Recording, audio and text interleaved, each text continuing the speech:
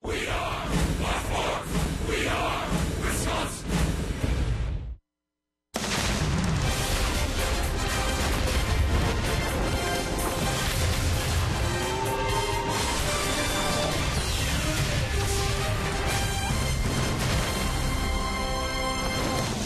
Downtown Phoenix, Arizona, as we get you ready for the series finale, this four-game set. The Milwaukee Brewers and the Arizona Diamondbacks. The Crew trying to earn a split in what has been a pitching-dominated series. Matt Garza on the mound for the Crew this afternoon. Jeremy Hellickson gets the call for Chip Hale's Diamondbacks. Good afternoon from Chase Field. Alongside Bill Schroeder, I'm Matt LePay, filling in for Brian Anderson. BA back with the club tomorrow in San Francisco. Telly Hughes, our reporter here this afternoon. Well, Rock, Matt Garza coming off the disabled list last week and pitched very, very well in the win against Cleveland. The way this series has gone, maybe we can expect more of the same. Certainly hope so, but it was really encouraging to see Matty come off the DL and pitch the way he did. Yeah, the sore shoulder, really no remnants of that in his start against the Cleveland Indians. 6 shutout innings and a win for Garza, but the last time the Diamondbacks saw Matt Garza was in relief in that 17-inning game where he threw 5 shutout innings. It seemed like Garza in that start, after coming off the DL, had good pace. He was working quickly, throwing a lot of strikes. It seemed like his fastball looked pretty good. He had some zip on. You could see what he's able to do. 83 pitches after being on the disabled list, 19 days. But because of the All-Star break, only missed 1 start. We'll see if Matt Garza can continue a good trend of starting pitching in this series. All right, Brewers trying to get the split in this 4-game set. It's been an interesting year, to say the least, for Hernan Perez, from barely playing for the Tigers, playing every day, at least for now, for the Brewers. Telly Hughes has more on Perez as we continue from Arizona.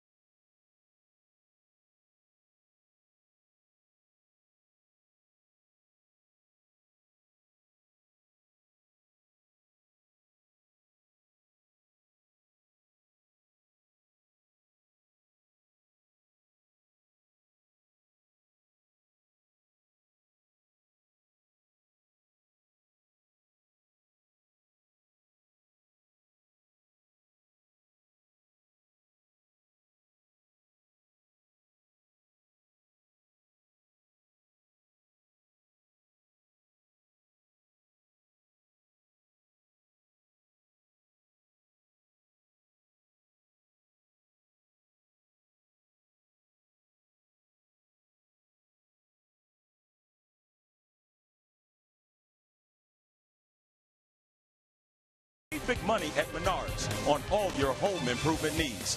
By Toyota, see where Toyota takes you. Test drive one at your Toyota dealers. Toyota, let's go places. And by Miller Lite, the original light Pilsner. Cheers, it's Miller time. The Brewers look to leave the Valley of the Sun with a series split in the finale of this 4-game set against the Diamondbacks. Good afternoon and welcome back inside Chase Field. I'm Telly Hughes. The door of opportunity opened for Hernan Perez at third base on Thursday after Aramis Ramirez was traded, and after the first 3 games, so far so good for Perez and what he hopes to become his full-time job. Perez is 3 for 10 this series with a pair of doubles as he continues to make a good impression in his ongoing audition. Craig Counsell is pleased with the start, but will wait to evaluate more over the long haul.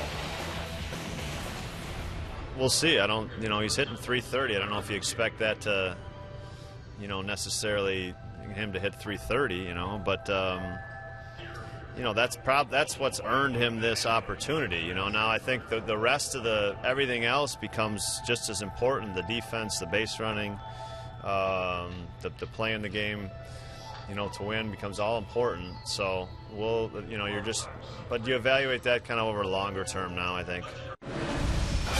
Coming up, can the Crew salvage a split before heading to San Francisco? It's the series finale between the Brewers and Diamondbacks. Matt LePay and Bill Schroeder will be back after the break with the first pitch and call next from Phoenix.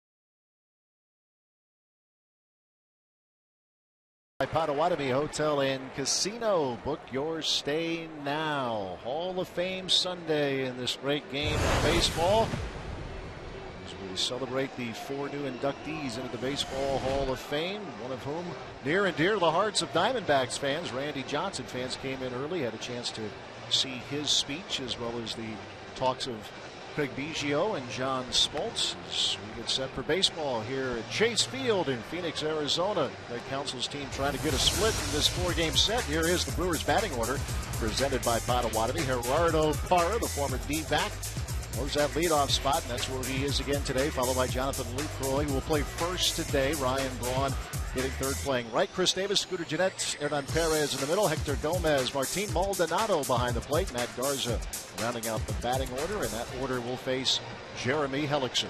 Yeah, Rookie of the Year in the American League with the Tampa Bay Rays back in 2011. He spent 5 years with Tampa in a trade in November, bringing him over to the Diamondbacks. Pretty good his last time out, although he did get a loss. 7 innings, 5 hits, only 2 runs for Jeremy Hellickson, making his second start of the year against Milwaukee.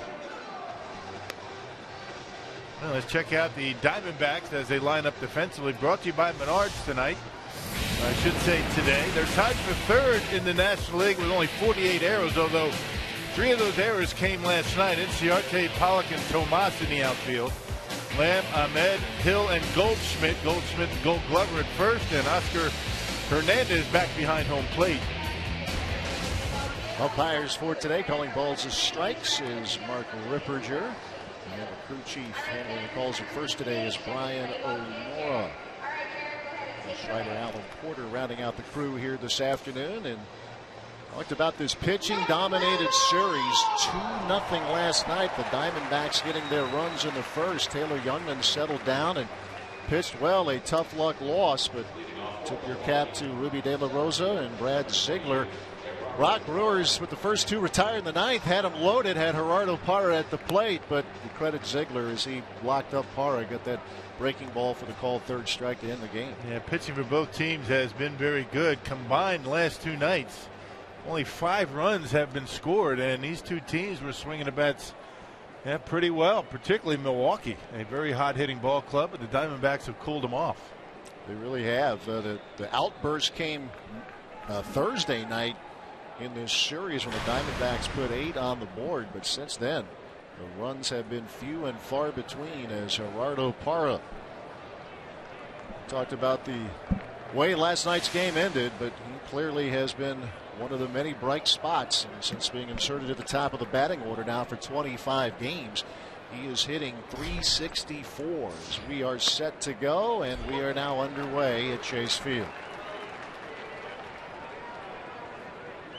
After this game, the Brewers head on to San Francisco. 3-game set against the Giants. And it's back home. We're going to be spending a fair amount of time over the next month. The Brewers will at Miller Park. Trying to get a split here. Losing Thursday, winning Friday, and falling last night 2-0. Craig Counsell has Matt Garza back on the mound here today. And Brewers trying to get things back on track before continuing this road trip. Yeah, has a couple of big guns out of the lineup today. Carlos Gomez sits this one out. Adam Lind nursing a sore back. He had to come out of last night's game early. 2 strikes and nothing to Gerardo Parra. Yeah, you could tell, and we were able to catch it. Their crew last night, his first at bat, talking about Adam Lind. You could see him grimace. Lower back tightness has been bothering him for a while, and in the past he's talked about how he tried to play through it and it would end up costing him a lot of time in the long run. So Craig Counsell saying let's sit you down here for a day or so, see if that can't get things squared away. And Luke Roy will handle the duties at first base. Shane Peterson did last night when Lind had to come out. And Luke Roy in there today with Maldonado behind the plate. There's Jonathan on deck. We are just getting started. Diamondbacks and the Brewers here in Phoenix. Hellickson, not a particularly hard thrower, came over in a trade last November from the Tampa Bay Rays. A 4th-round pick by that organization back in 07. He was the American League Rookie of the Year 4 years ago, a 13-game winner, 295 earned run average. Has a Gold Glove award in his resume. Yeah, good off-speed pitch. He's got a great changeup, good curveball. You know, fastball tops out at about 92. He's got good movement on it. 27 years old, although he looks about 17. He does. He missed the first 3 months of last season. Had arthroscopic surgery, his elbow. A difficult year, his final year with the Rays. Parra rips one foul.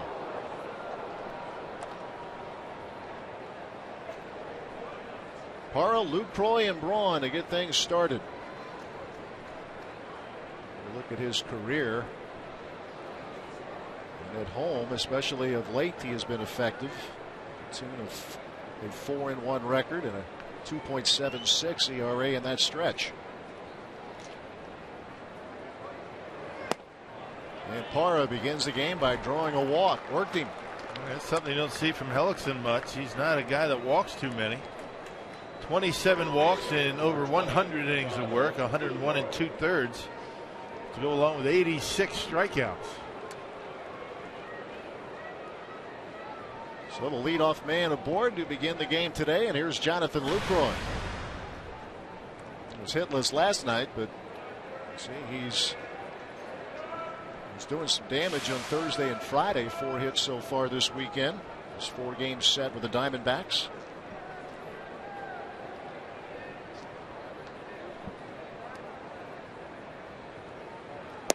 Yeah, Brewers were pushing the envelope on the bases, trying to steal last night with Wellington Castillo behind home plate. Let's see what they do against Oscar Hernandez, who is a much better throwing catcher. He started the first 2 games of this series, got yesterday off.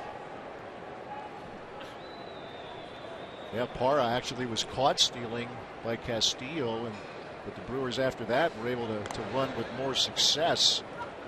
Segura, Ryan Braun, stolen bases in the game.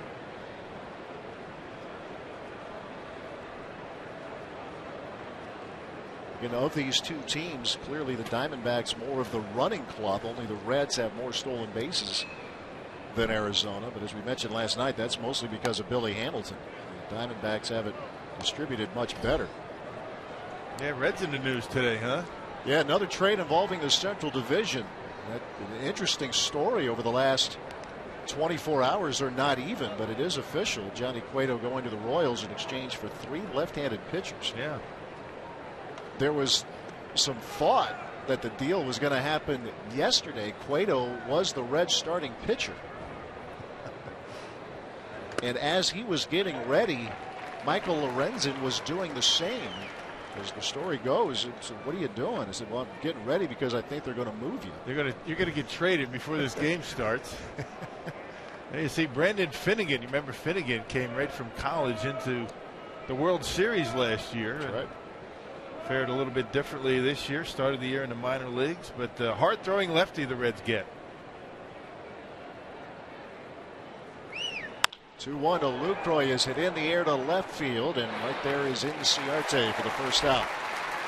Of course, telling the Reds they get a hard-throwing lefty is a misnomer when you have Aroldis Chapman in that pen. Yeah, the hardest of the hard-throwing left-handers. Well, it only seemed a matter of time with Cueto. If he stays healthy and performs the way you think he can, it's a back up the truck kind of a contract that he'll be in line for. It's his contract expiring, and the Royals, if there's a weakness with that ball club right now, it would probably be labeled as the starting pitching. The rotation ranking the lower third in Major League Baseball. Not anymore. Not now. That has changed. Here's Ryan Braun. Has 3 hits so far in the series. 2 have been homers. Eduardo Parra led off the game with a walk. Ryan Braun enters today's game with 248 home runs. That's 3 behind Robin Yountz. The club record 251.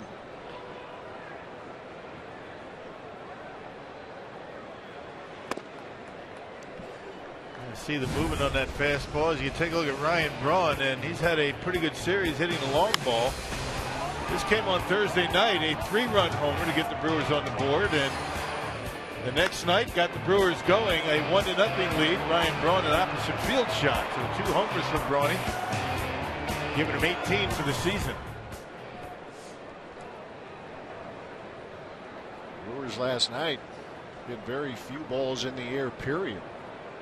De La Rosa doing a very good job as Braun rips one in the left field, a base hit. And the Brewers getting a little threat going here in inning number 1. You're going to see a lot of off-speed pitches from Hellickson. The curveball, the changeup. He's got the good moving fastball. Big movement with the 2-seamer. You really don't have to worry about Hellickson throwing the ball by you. He tops out at about 92 miles an hour.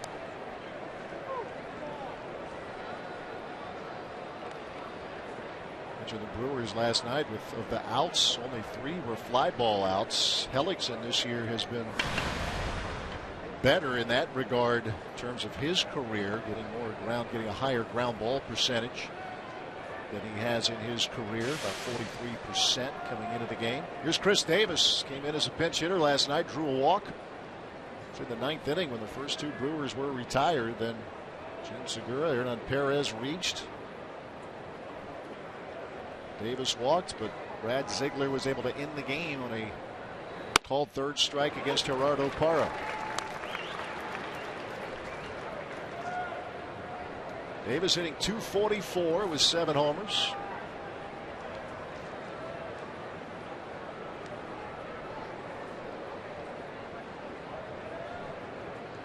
Brewers trying to get that offense back in gear. It has been terrific over the last month, but it has had trouble getting rhythm here in this series in Phoenix.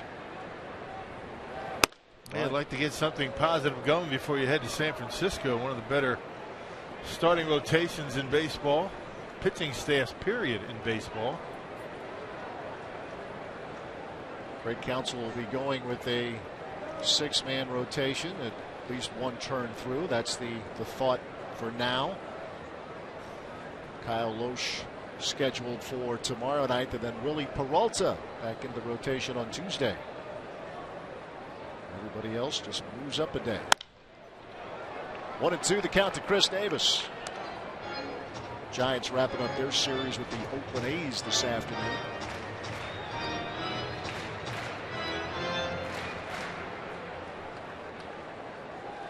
It's going to be good to have Willie back in that rotation. One of the young pitchers that the Brewers are going to be counting on. One positive with Willie on the DL, you get a chance to see Taylor Youngman. And it was impressive last night. He was telling Telly Hughes, talking about Youngman, he just needs to be more aggressive early. Youngman thought he might have been a little too timid in that first inning when the Diamondbacks put a couple of runs on the board. Paul Goldschmidt RBI double, and Jake Lamb brought him around. But after that, Youngman was very, very good. And that's really been his story in this early stage of his career. Saying you learn something every day, and the lesson learned last night is go after him right away. 1-2 the count to Davis. Gerardo Parra, a leadoff walk. Ryan Braun, a single to left. As the Brewers in position to put a run or 2 on the board here early.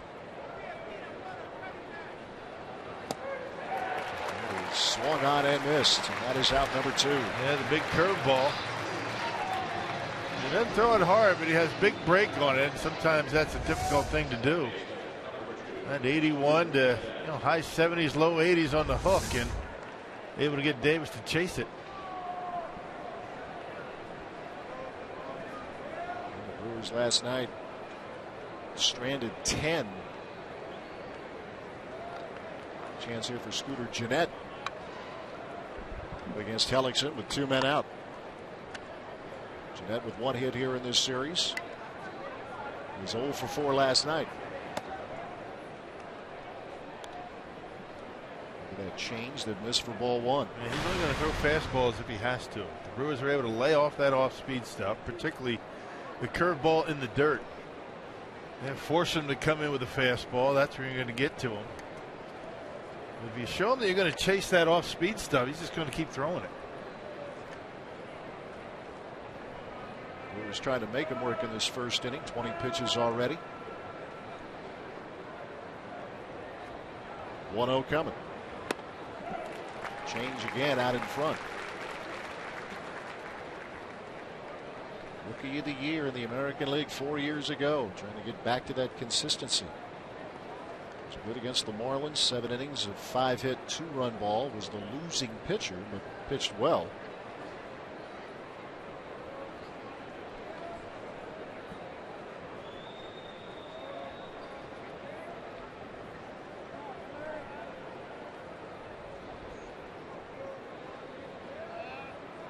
magic number for him, just looking at their notes, the 6th inning mark. You get him through 6, and he's gotten there in 8 of his last 11 starts.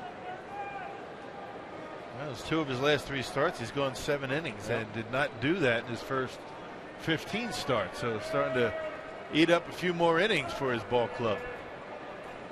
1-1 pitch is fouled away.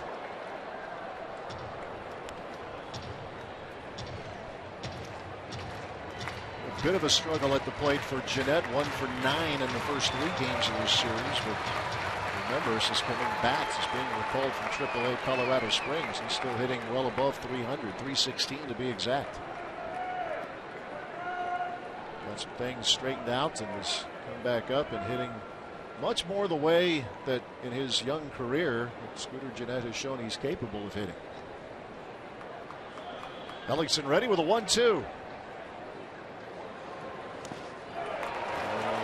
that's complete the strikeout. Hernandez will flip to Goldschmidt. And the Brewers strand a pair here in the first inning. A threat, but no more. Bottom of the first we go.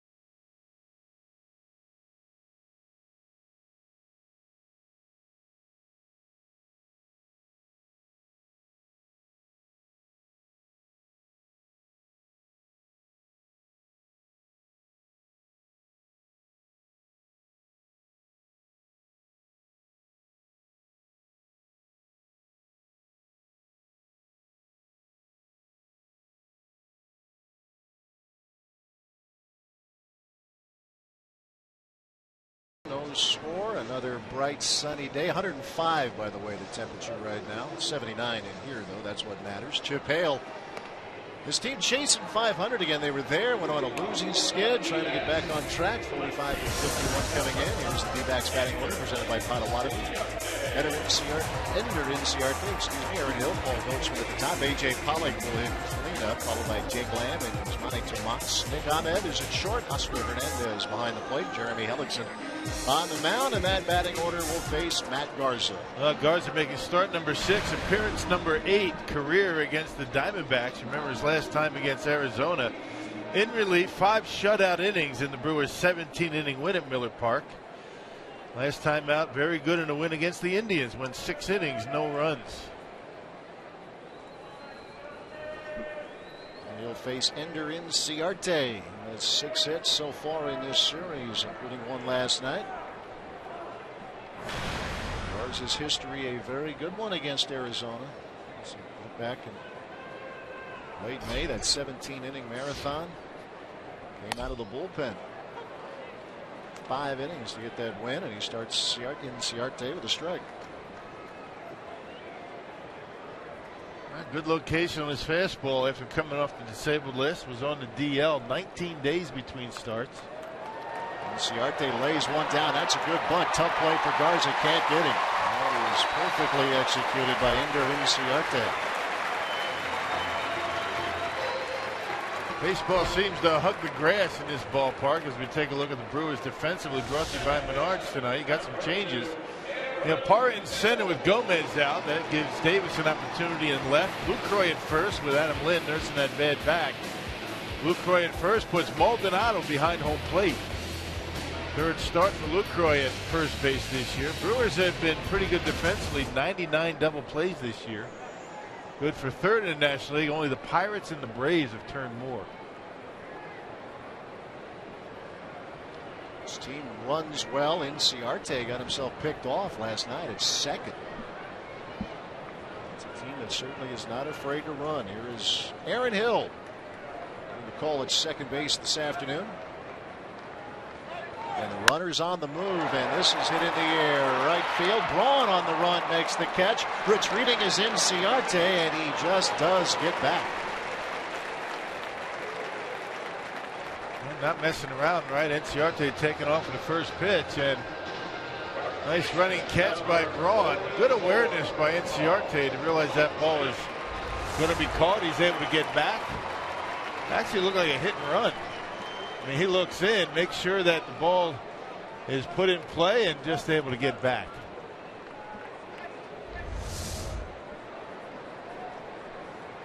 Braun coming reasonably close to doubling off Inciarte. 1 out, 1 on, bottom of the first. Here's Paul Goldschmidt.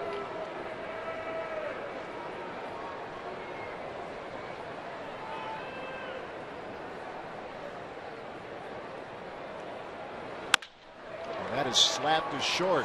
Hector Gomez to Jeanette for 1 on the first, and that's a double play. Nice. 6-4-3.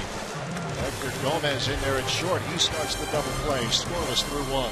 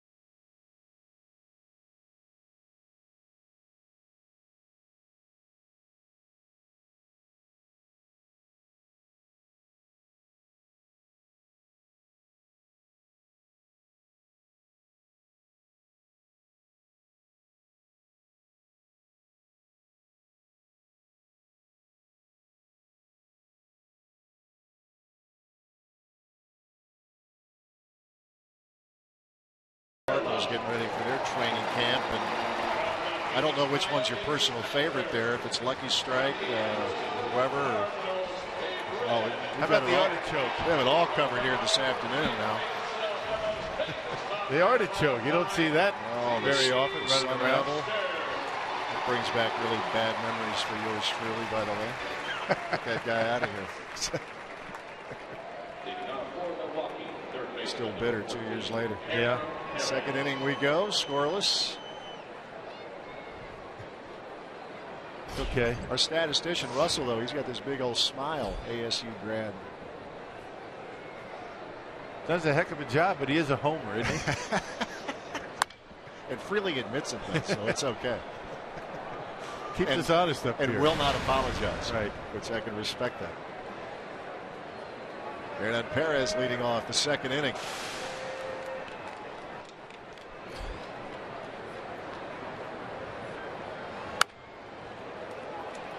Falls behind 0-2.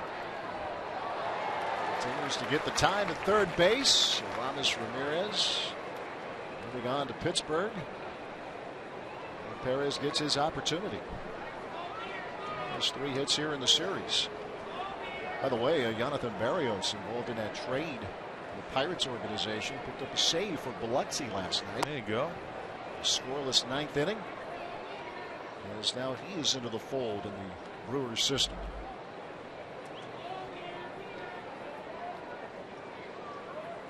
just never know how these trades can work out. Ramirez is the big name for now.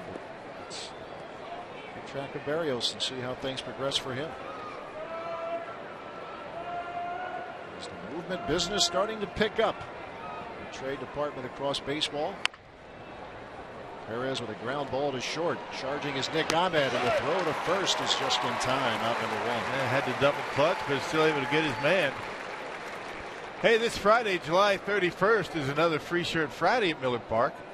All fans in attendance for the Brewers showdown against the Cubs will get a Navy Brewers t-shirt courtesy of Experience Fitness. Reserve your spot today at brewers.com/tickets. A navy blue Brewers t-shirt. Absolutely.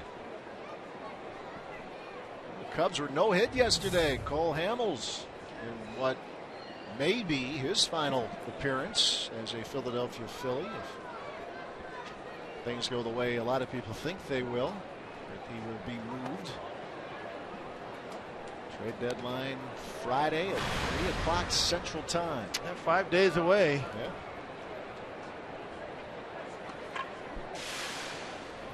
A couple things going on last night. Alex Rodriguez with 3 home runs for the Yankees.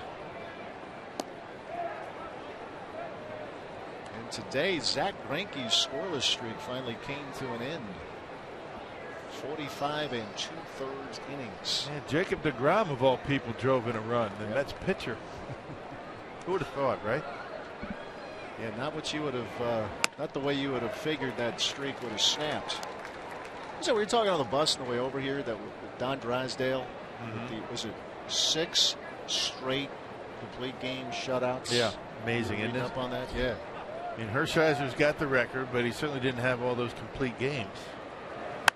Liner back to the mound, and Hellickson flags it down. 2 men out. Something about the Dodgers and Dodger Stadium. All 3 of those guys, Dodgers. It's a good pitcher's ballpark, but you got to go a little bit further than that. I mean, amazing work by Zach Greinke. Yeah, it really is. Here's Martin Maldonado. Gets the call behind the plate. Lucroy playing first here this afternoon.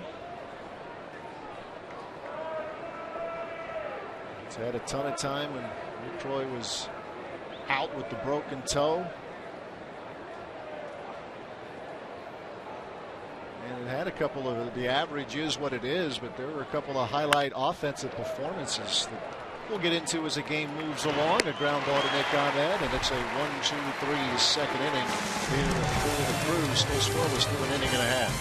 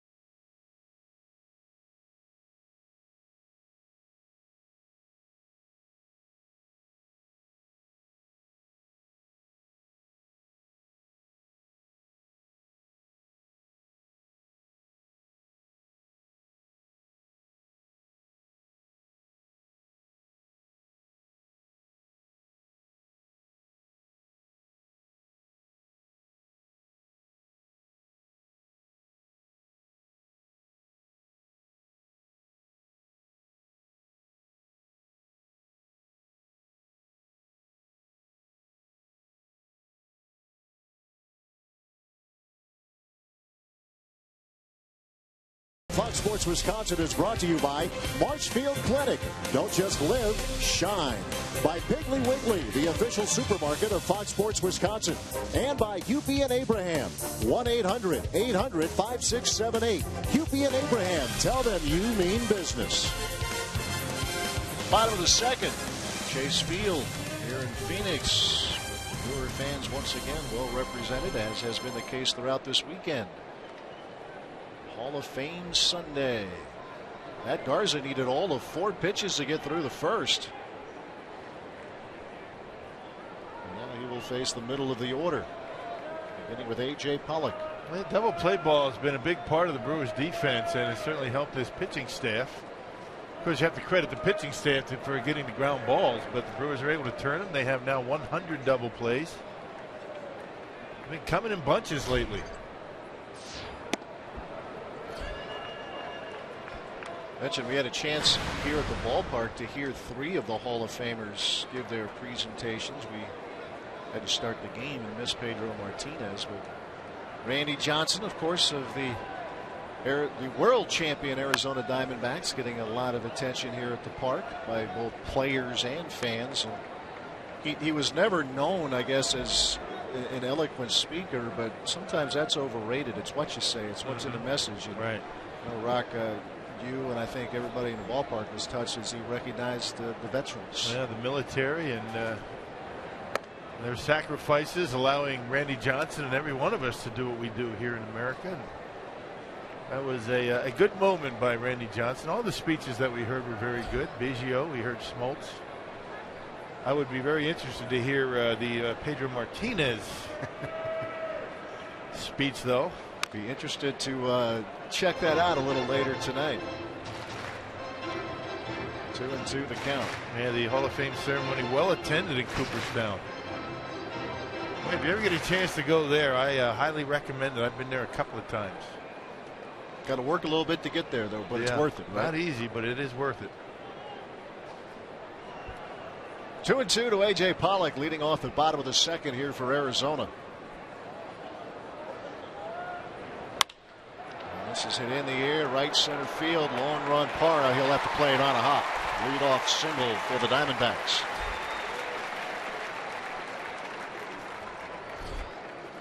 Time now for our Carsoup.com trivia question. Kind of gave you a layup last night. According to the Baseball Hall of Fame, who was the only player to be inducted with a primary position as designated hitter? Yeah, there you go. Very I mean, good. we were challenged. I made a mistake yesterday by telling Dave Trout, who was responsible for our trivia question, that yesterday's was the easiest we've ever had, and that's not an easy one. So he went to work last night for this one. You fired him up. There's no doubt about it. So he's digging a lot deeper here today. That's a good question. Jake Lamb at the plate.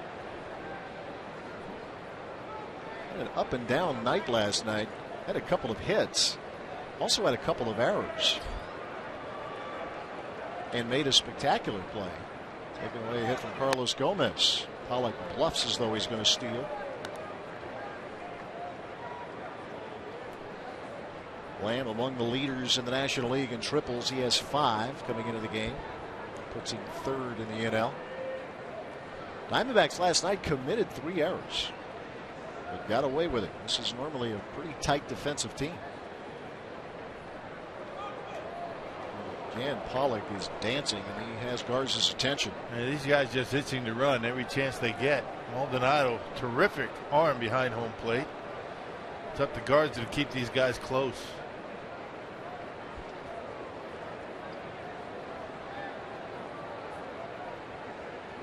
1-1 the count.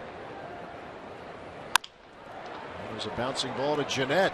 He'll flip to Hector Gomez, and he'll get the out at second.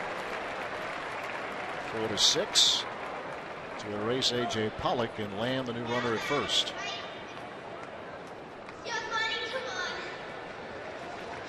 That's what was interesting last night, among other things, with Taylor Youngman, the way the Diamondbacks like to run, and they'll dance around. And first inning last night, Ender Inciarte was dancing off the bag at second, and Youngman was able to wheel back and pick him off. Veteran move by a young pitcher. Here's Yasmani Tomas, the leader among rookies with that .302 batting average. Homered on Thursday night. Has 6 on the year. First pitch swinging, a line drive to left. Davis reaching up, can't get it. It goes off the wall. Lamb will be held at third, and the Diamondbacks with runners in scoring position here in the second. He's got a quick bat and just dropped the head of the bat on that pitch that looked like it was down and in. He smokes it over the head of Chris Davis. It was down and in, a little bit off the plate. I mean, he's swinging anything up there. You flip up the rosin bag at him, he'll swing at it. A good bad ball hitter. We saw that in this series. 16th double for Tomas.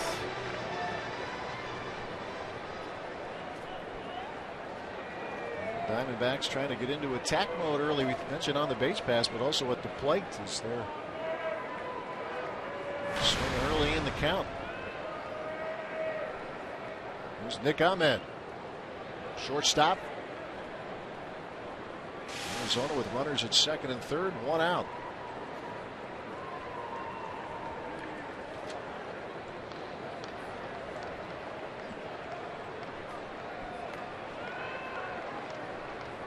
Matchup of former teammates, by the way, on the mound. Garza and Hellickson back from their days in Tampa Bay. Now here in a little second inning trouble.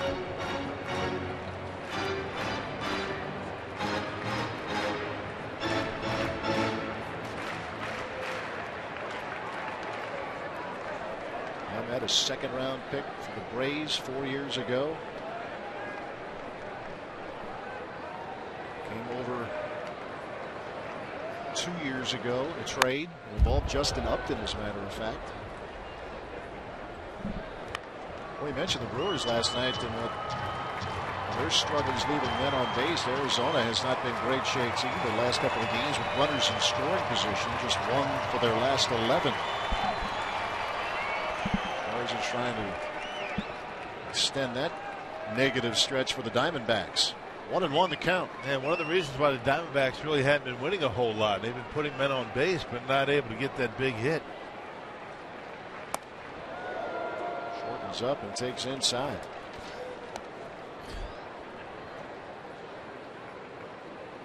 Yeah, they were battling back a 500 baseball team, the Diamondbacks, and then were swept by the Mets. Citi Field leading into the All-Star break, and then coming out of the break they were swept at home by the Giants. Dropped 2 out of 3 to the Marlins. So they're trying to climb back to that 500 mark, sitting 6 under going into the game today. Garza ready with the 2-1. And again, laying one down, and the play will be at the plate. That's easy money. Garza flipping to Maldonado, and Jake Lamb is erased. No, not a good bunt. He bunted it too hard right back at Garza. It was a safety squeeze. I'm not sure why. You know, Lamb decided to take off from third base because he was an easy out. You got to read the bunt to see where it's going to be. This is right at Garza, and there's no chance for Lamb to be able to score. Well, fielder's choice for Ahmed and a 1-2 putout.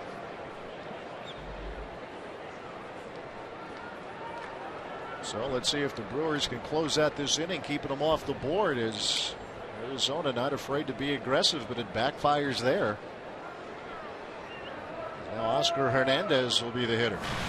I think Ahmed did that on his own. That wasn't a call from the bench. He squared around a couple of times, but the mistake was made by Lamb. You have to read the baseball. If it's down the lines, you take off, but that was not a good bunt. Pretty easy play for Garza, flipping to Maldonado. Hernandez waves and does not get it.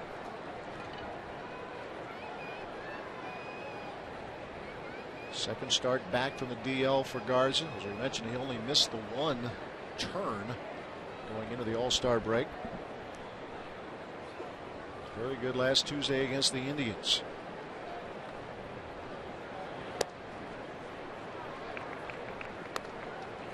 Hernandez, 22 years old. He was injured, had a hand injury in spring training. Did not get back to the big club until this month. It's a couple of weeks ago. Yeah, got the biggest hit of the night for the Diamondbacks on Thursday. 2-out base hit that kept an inning going, drove in a run. Be careful here. You got the pitcher on deck. The way runs have been tough to come by. I mean, every run is so important, the way things have gone for both of these offenses. Diamondbacks team that's seen the catching position get beat up. So if switch out for the year, although George Saltalamacchia looks like he is close to returning. The injuries, they acquired Wellington Castillo last month. And the young guy here, Hernandez, getting an opportunity. And Castillo the better of the two offensively. Hernandez better defensively.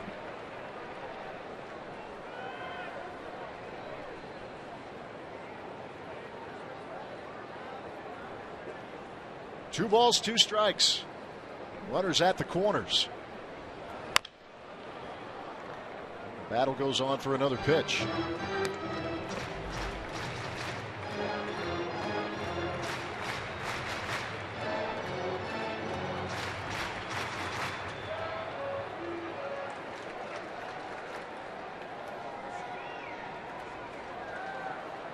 Play at the plate and a failed safety squeeze has kept the Diamondbacks off the board to this point. And there is a ground ball rolled to third. Perez an opportunity, and Garza works himself out of trouble. It's still 0-0 through 2 in Arizona.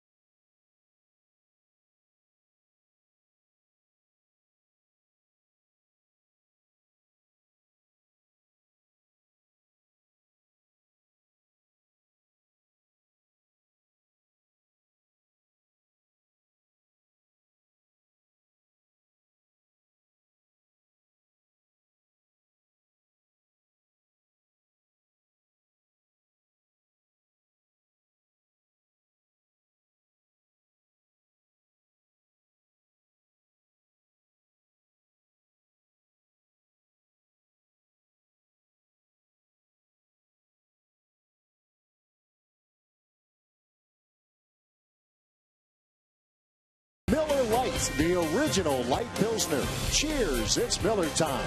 And by the Wisconsin Lottery, reminding you to please play responsibly. Brewers and Diamondbacks scoreless. We move to the third inning here at Chase Field.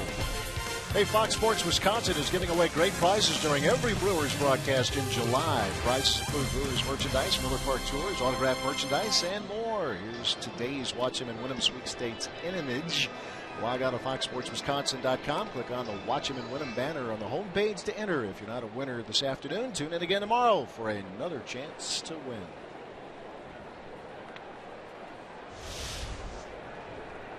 Nine, 1-2 in the order here for the Brewers. Garza, Parra, and Lucroy against Jeremy Hellickson. Work by Matt Garza to get out of some trouble in the bottom half of the second. So he continues to put up zeros in his return from the DL. 6 shutout Flames against the Indians, and so far so good this afternoon.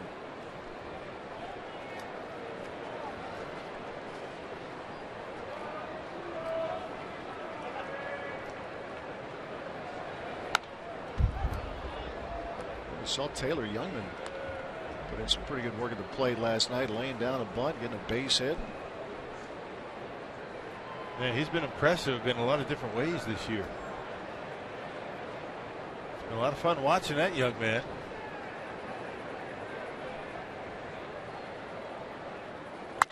And Matt Garza trying to match it, and he does down the right field line past Goldschmidt.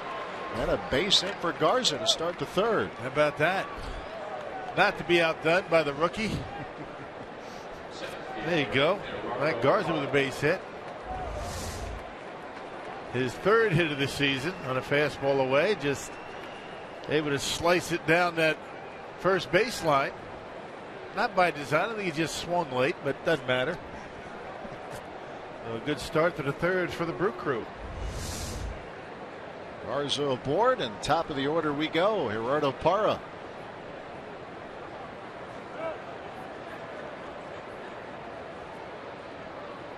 Parra worked a walk in the first inning. He's left stranded.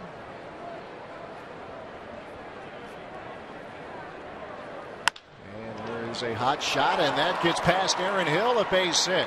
Garza turning second. The Brewers with runners at first and third here to start the third inning. Yeah, first pitch, back-to-back pitches, and Hellickson finds himself with first and third and nobody out with the meat of the order coming up. Gerardo Parra continues to swing the bat well, a walk and a base hit. He's done a terrific job in that leadoff spot. Really has. Yeah, no doubts. Now an opportunity for Jonathan Lucroy, who's playing first base here this afternoon. With more on that, let's check in with Telly Hughes. That's right, Matt. Luke is getting the start at first here today as Adam Lind rests his lower back. He had to leave yesterday's game with lower back tightness, and Craig Counsell wasn't too quick to evaluate what's going to happen here in the future as we move forward, but he says he feels comfortable with the people he have on the roster right now, meaning Shane Peterson, who has had a lot of starts at first base before joining the Brewers. So look for Peterson as well as Lucroy and possibly Maldonado to take turns at first base until Adam Lind is able to get back, which Craig Counsell feels like they will reevaluate tomorrow and see if he's able to go in San Francisco. All right, Telly, thanks much. Yeah, just trying to play it safe with Adam Lind. He has really swung the bat well. He's played good defense in his first year as a Brewer. It's going to be all right-handers for the Giants when the Brewers go into town tonight. We're going to miss Madison Bumgarner, which is never a bad thing. Heston, Kane, and Peavy. I don't know the count to Jonathan Lucroy.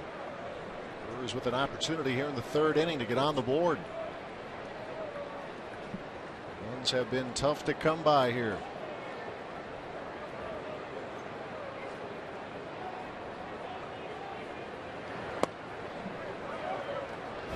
Let's check out what's on tap, presented by Miller Lite. Kyle Loesch getting his turn tomorrow night.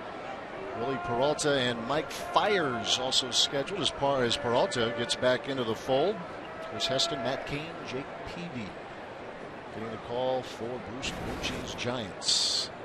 All coverage right here on Fox Sports Wisconsin. Heston and Arthur have a no-hitter this year. 10-5 this year. Wow. 2 balls, no strikes to Lucroy.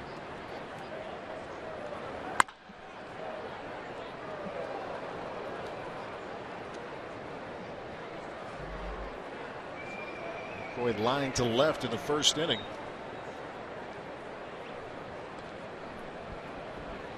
Giants, by the way, underway with Oakland.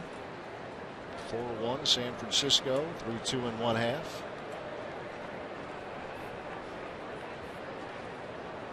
Tim Hudson on the mound for San Francisco today.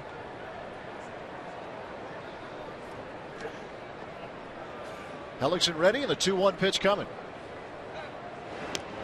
First check of Parra over at first.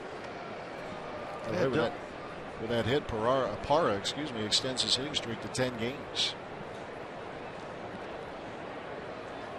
Coming in, Parra, 26 starts in the leadoff spot, hitting over 360. Wow. Not too bad. That is impressive.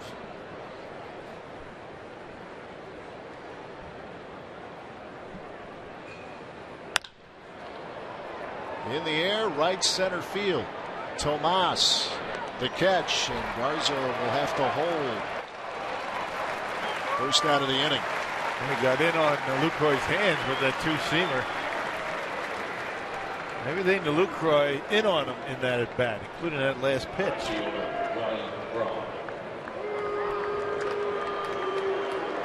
Runners still at first and third. With one out, chance for Ryan Braun.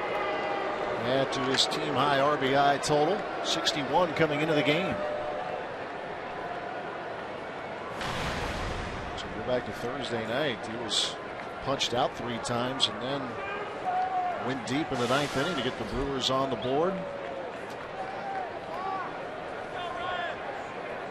3-run blast off Dominic Leone. And also homered on Friday night.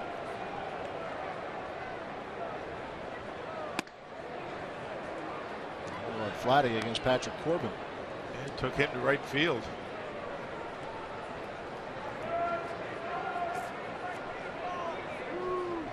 For 12 in the series. So a couple mentioned home runs are getting the team lead in that department. 18 coming into today's game.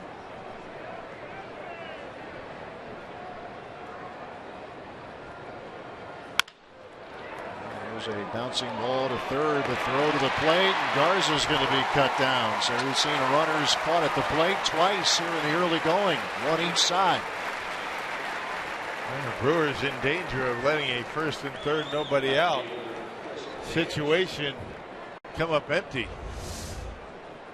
When he gets in on his hands, Hellickson now has jammed the last 2 Brewer hitters. You got Lucroy and now Braun, and Matt Garza a sitting duck at home plate. So 2 men out with runners at first and second.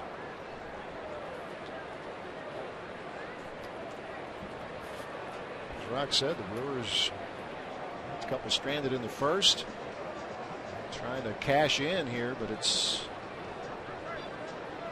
up to Chris Davis to do that. Struck out in the first inning. Back in the lineup today, playing left after a pinch hitting role last evening.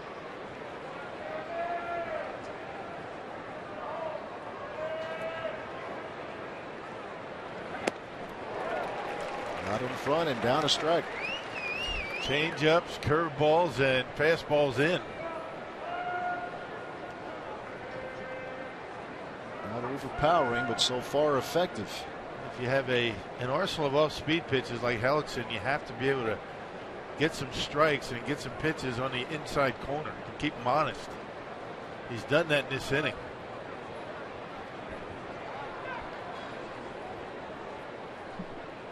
Par of the runner at second. Braun over at first.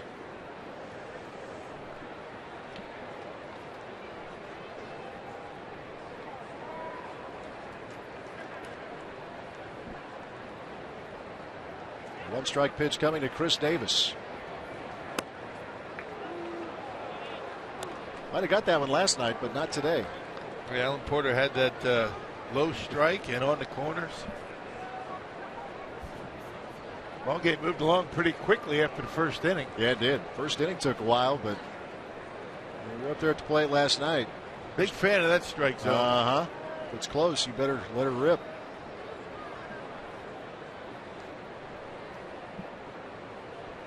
The 1-1.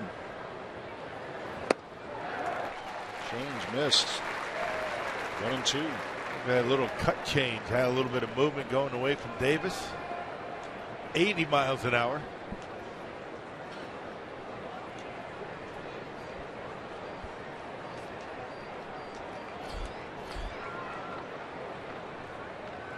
Ball, 2 strikes.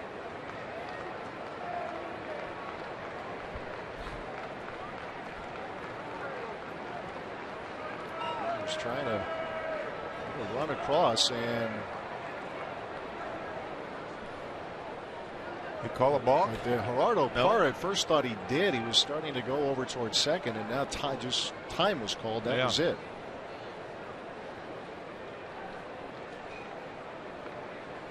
So keep the runners at first and second.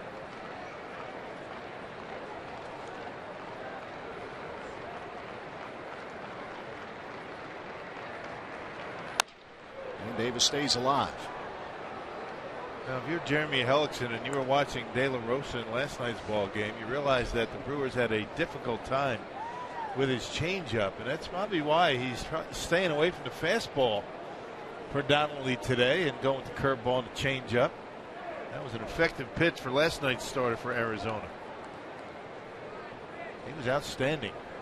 Ruby De La Rosa. Yes, he was. He's put together a couple of good outings in the last week for Chip Hale's team.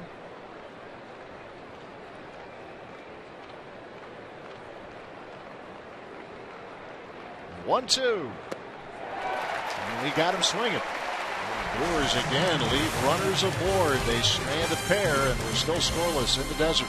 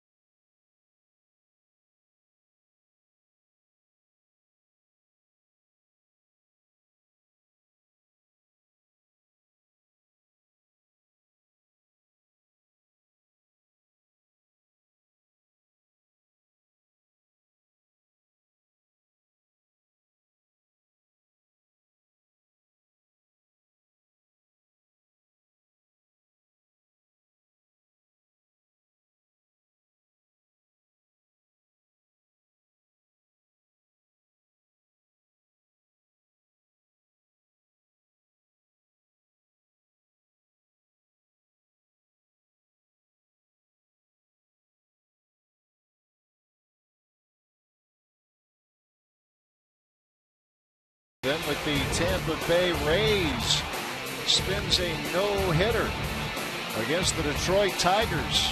Getting a little help from his friends, but only a Brennan Bosch walk stood between Matt and perfection. He faced the minimum that day. July 26, 2010. Hasn't changed too much. Still has the sideburns working.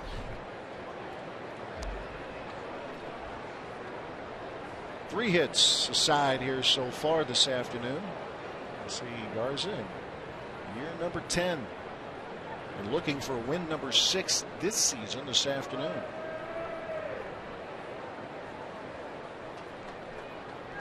Six shutout innings last week against the Indians, and so far given up nothing through the first 2 against Arizona.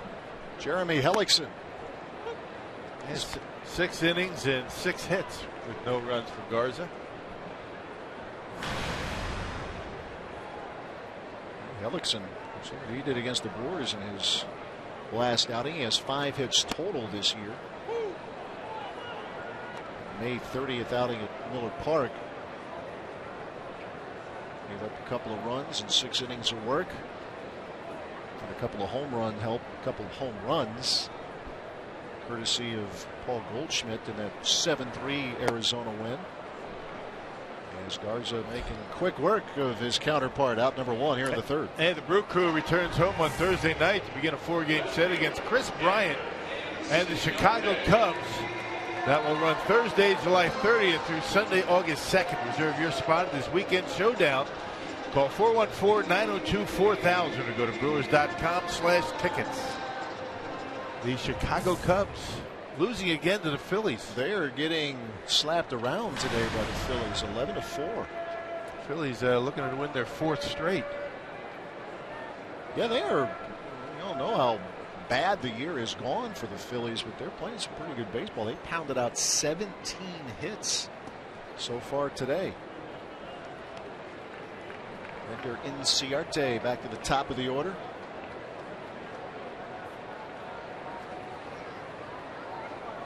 Mason Hamill lasted only 3 2/3 in that game, gave up 6 runs. And David Ross, the catcher, pitching in the 9th for Chicago. That's right.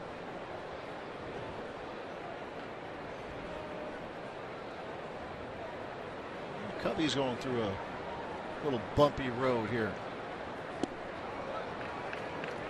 That wild card chase, they are at the moment on the outside looking in. Pittsburgh and San Francisco as the 2 teams at the moment. Cubs game and a half out. Mets 3 out. Another team that you wonder what kind of moves, other moves could be made. They have that great starting rotation, but struggle mightily to score. Yep, need some offense. Who doesn't, right? Exactly. 3-1 to Inciarte, and there's a ground ball. Lucroy knocks it down. He stays with it and feeds Matt Garza. That'll work. You don't get style points in this game. Knock it down, pretend like it's a pitch in the dirt, keep it close, and flip it to the pitcher. Hit him in the glove, hit him in the shoulder, but he got the out. Works just fine. 3-1. Yeah, you saw those wild card standings. You have the Padres and the Diamondbacks 7.5 out. San Diego, one of the disappointing teams to date. All the news, and many people would tell you they won the offseason, but they're having trouble in the real season. 6 games under 500. What kind of moves will be in store for that ball club? Yeah, 2 of the busiest teams in the offseason, the White Sox and the Padres. Neither one of them doing anything. The White Sox 4 under 500, 5.5 out. It's really more tightly bunched in the American League. No one is double digits out of the wild card race. There's a liner to left, and Chris Davis cannot hang on. Aaron Hill is aboard. Oh boy. In and out of the glove. Maybe taking it for granted. That'll be an error on Chris Davis. Well, he was there, a little nonchalant, and right off the thumb of the glove, and Aaron Hill probably should have been at second base, but wasn't hustling. Yeah, he slowed down, had to put it back in gear.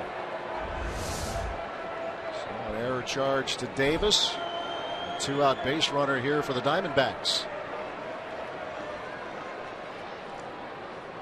Well, you hate to see this. You give the Diamondbacks an extra out with this guy coming up. Yeah, Goldschmidt had what proved to be the game-winning RBI last night with that first inning double. Run scoring double. Brewers got him to hit into a 6-4-3 double play to end the first.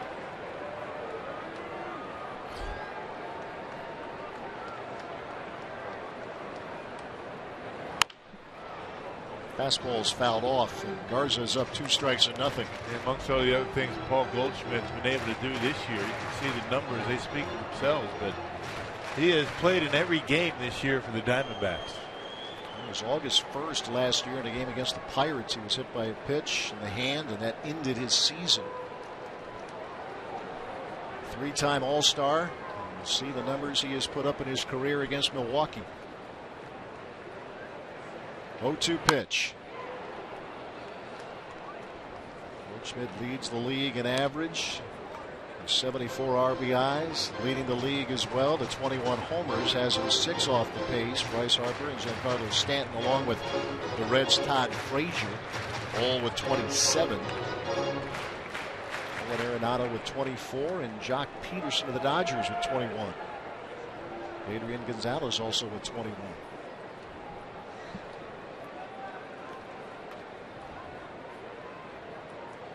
0-2 pitch in a moment. Aaron Hill with 5 stolen bases in 6 attempts this year. Ours are keeping an eye on him.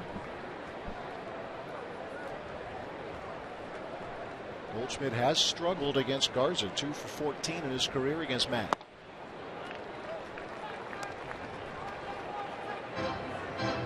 Goldschmidt able to foul off a real good slider the pitch before, and thinking he might be looking away, trying to get him inside on a 2-seamer. We saw Goldschmidt chase a pitch out of the zone last night for a swinging strike. They strike out. He doesn't do that very often. Yeah, Taylor Youngman putting a 3-2 curve that he chased. Good conversation between Garza and Martin Maldonado. So a 2-out error.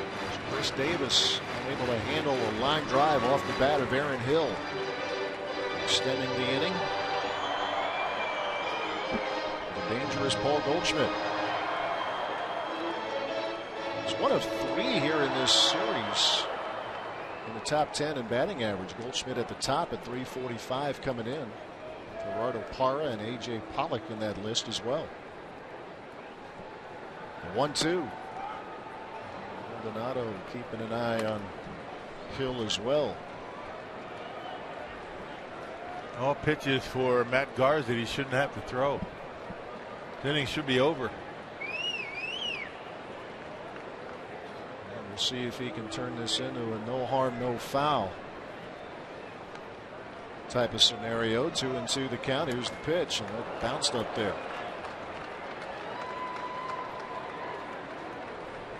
Which we said it before, but walking him even in this situation is by far not the worst scenario. Yeah, but after getting ahead 0-2 quickly, Garza trying to make the perfect pitch. But again, Goldschmidt, not a guy that chases very often out of the strike zone. He's walked 78 times. And 2 leads the league.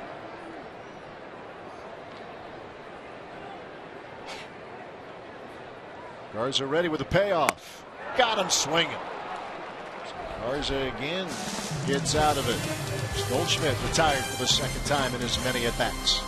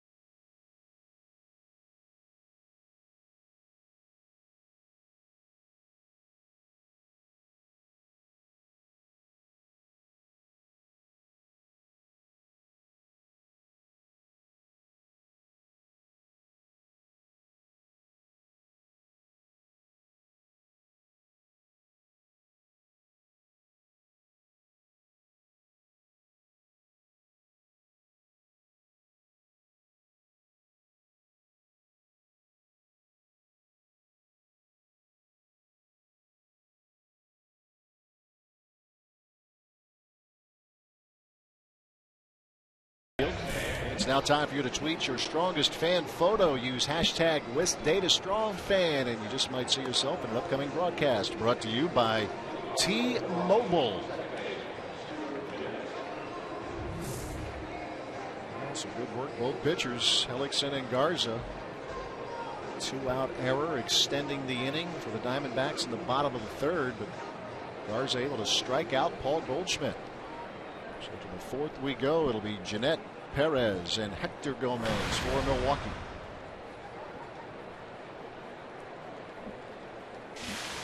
Scooter in that 5 slot. 4 and 5 hitters have had a tough series here so far. Chris Davis ended the 3rd with a strikeout with a couple of runners aboard. 4 and 5 hitters, 2 for 25 combined so far. It's kind of the way it's gone for the entire Brewer offense in this series. I mean, Diamondbacks pitching staff has cooled off a hot hitting Brewers ball club. Jeanette gets hit. Trying to scoot out of the way, unable. I'm sure the Diamondbacks are going to take a look at this, but I'm not sure. Couldn't see Hellickson was in the way. Maybe the top of the foot. Yeah, got the pant leg. You see the way the pant leg moved as the ball went by. Not sure if it got Scooter, but looked like it got the pants.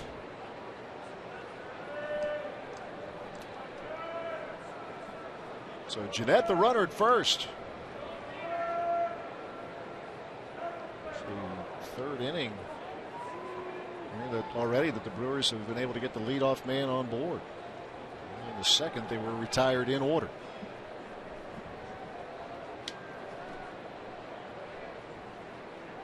Hernan Perez, the hitter. First pitch swinging.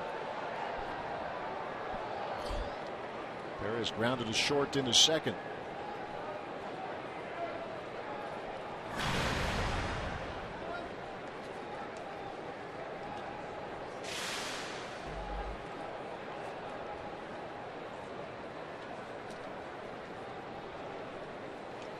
Just checking in, Craig Counsell had to shuffle the lineup a little bit even from what he had originally listed this morning. Everybody moving up a spot, or at least the bottom half of the order moving up, as Gene Segura was a late scratch.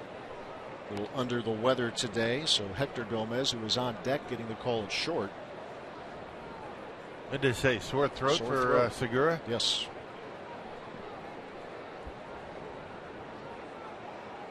So the trials and tribulations of a first-year manager continuing. Adam Lind had to come out early last night. Gene Segura, a late scratch today. And we just say next man up. There's a bouncing ball. Jake Lamb at third, and a long throw is in time. Out number one. Well, today's time of the game winner, the Chatterbox in Two Rivers. If they call the Brewers in the next 24 hours, they get 40 Miller Lite beer pen tickets to a Brewers home game this year. So offer courtesy of the Tavern League of Wisconsin and Miller Lite. The Chatterbox. Chatterbox in Two Rivers. Like that beer fridge. That shot again. Yeah. It was good last night. 105 at game time, I think, on our way to 110. Just another day in Arizona. And it's 60 degrees in San Francisco. Get yourself ready. Yeah. A challenging trip to pack for. 40 degrees.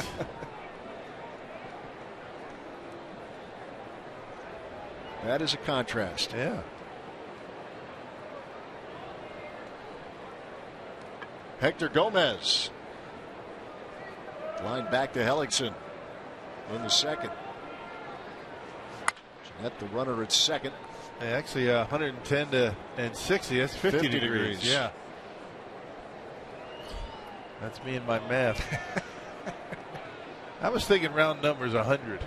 Once you get to 100, it doesn't really much matter. You know, I haven't noticed much difference between 100 and 110. It's kind of like at home in January. If it's 0 or 10 below, do you really? Can you tell? You still stay inside. Not really.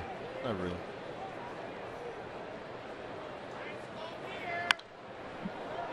Gomez down 0-2.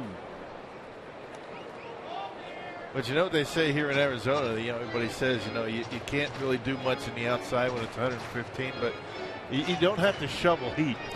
It's a valid point. You know, they don't have to get the plows out, that type of thing. It's a very valid point. A little less strenuous.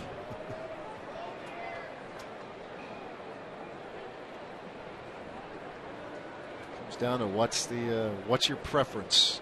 You want that extreme heat or a little longer winter? There's the 0-2.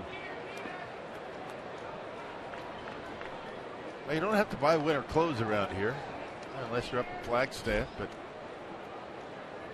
they cool this baby off about 79 degrees. Very comfortable place to watch a game. Good ballpark. Good Randy Johnson bobblehead night last night. Fans got here early today. They opened the gates a little earlier than usual to let fans watch the Hall of Fame speeches before the game here this afternoon.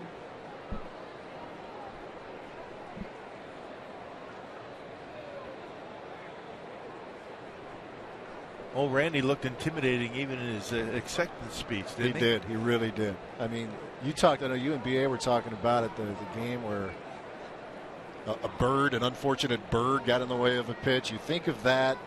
You think of the 0-1 World Series, and you can't help but think of the '93 All-Star game. Right. It was '93, right? John Kruk wanted none of it. And I think he spoke for many. When you have one sailing over your head, and they're like, I think I'm done with this at-bat. Yeah, well, I remember my at-bats against Randy Johnson. They were not very pleasant. They were for him, not for me. Well, I think he had a lot of company, and at least you fared better than the bird. The bird. I lived through it. You lived to tell about it. Goes in as an Arizona Diamondback in the liner room here on August 8th. You think about it, John Smoltz, Pedro Martinez. A lot of offense in that era, but not against those guys. Yeah. Craig Biggio rounding it out.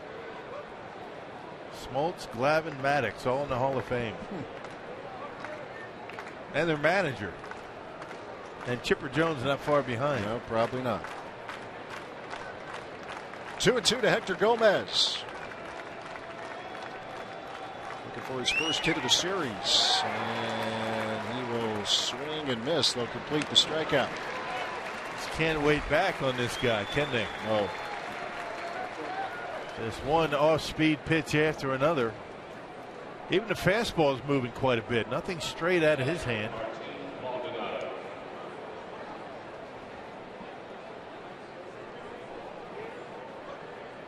Two outs. The runner at second is Scooter Gennett, and another chance for Martin Maldonado. Grounded to short to end the second inning.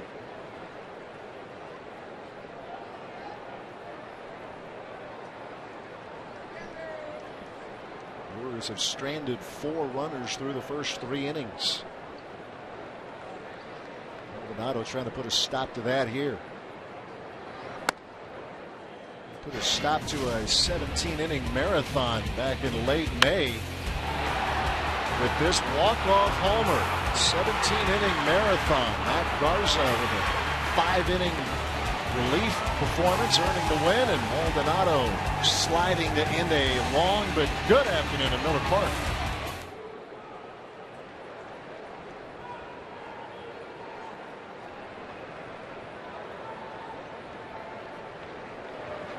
I can't tell you how much that means to a guy that doesn't get a whole lot of playing time. I mean, Maldonado doesn't get to catch much, doesn't get many at bats. And when you do something like that, I mean, that makes you feel like you're a part of things. Yeah, absolutely. He had the walk-off single against the Cubs on Mother's Day, and that blast to beat the Diamondbacks.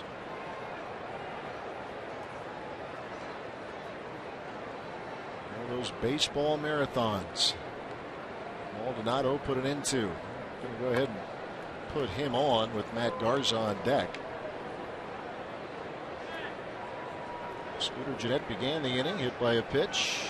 Hernan Perez, a ground ball to third. Hector Gomez, a strikeout. Now Maldonado gets the intentional pass. And they'll take their chances with Garza, who did single on his first trip.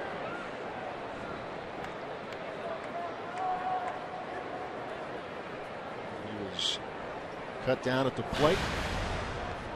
Contact play, you could say. Bouncer to third off the bat of Ryan Braun. Garza on the move, and he was erased, and rather easily so.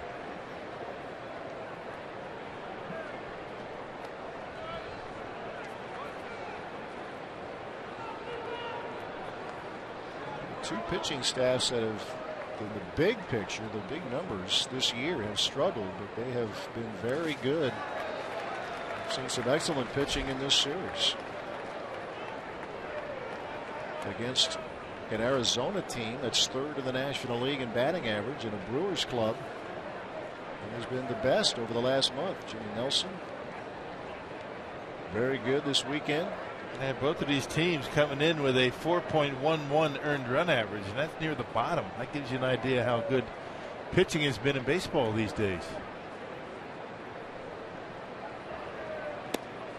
Garza down 2 strikes and nothing. You had a quick look at Fiers. You look at Taylor Youngman there, Mike Fiers. Fiers had good stuff. I know you guys were talking about it on Thursday, but that doesn't always translate to the result that you would want. There has been some terrific work on the mound, both for the Brewers and for the Diamondbacks. 0-2 pitch, waves at it, does not get it. And that will wrap up inning number 4 for the Brewers. So 2 more left on. 6 stranded so far. Still no score.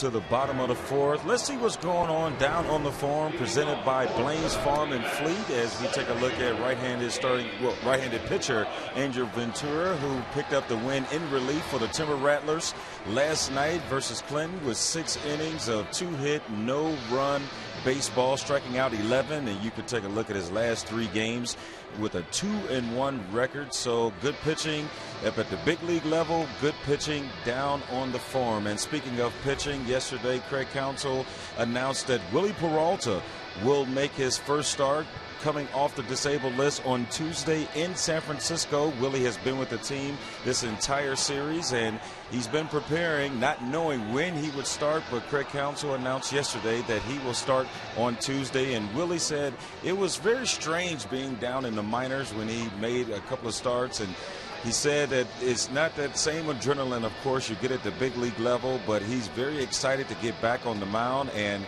the Brewers are definitely waiting for him to get back to form, guys. Yeah, Telly, thanks very much. This young staff and homegrown in many cases.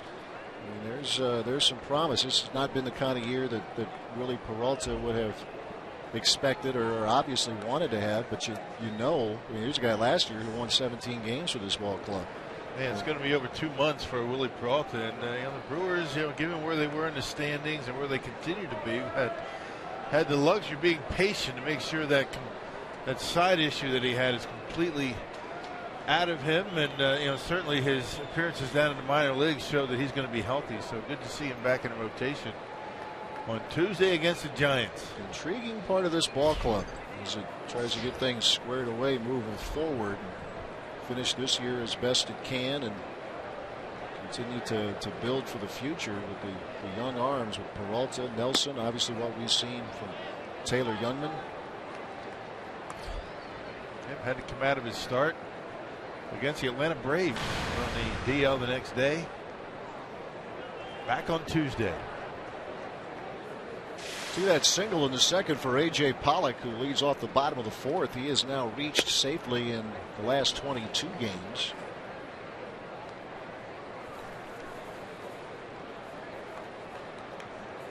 His personal career highs in home runs with 11. He was also stolen 22 bases. 27-year-old A.J. Pollock. There's a lot of ground out there in the outfield as well. And not a good guy to walk. Down 3-0.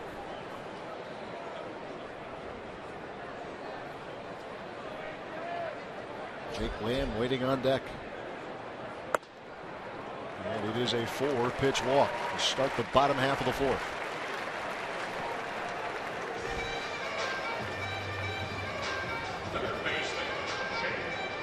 Rose has been able to one time for sure so far today. He wiggled out of trouble in the third inning. Aaron Hill reached on a 2-out error, and that meant he had to face Paul Goldschmidt, and he struck him out. He's gotten Goldschmidt to hit into a double play, and he's punched him out. Get out of a first and third 1-out situation early in the game.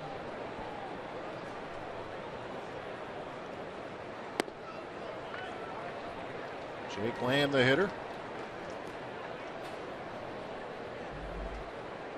Another conversation.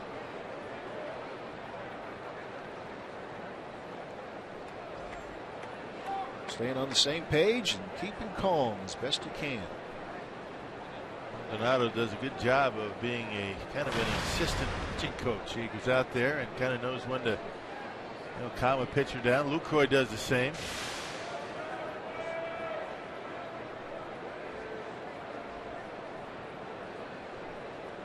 Keep an eye on Pollock at first. He holds. Matt's having some trouble locating the strike zone. Yeah, but he is missing down. That's where you want to miss. If you're going to be wild down in the strike zone. You can't get hurt too bad.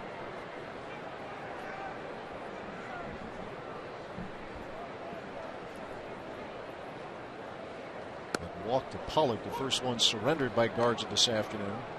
I noticed Pollock really didn't have any interest in running as long as Garza's not throwing strikes. I mean, why help out the defense when your pitcher's not able to throw strikes? You don't want to get caught running. Now, he might be running on this pitch, 2-1.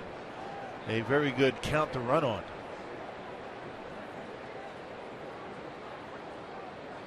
And Garza well aware of it. Arizona at times has been aggressive in this series and where it has backfired against him.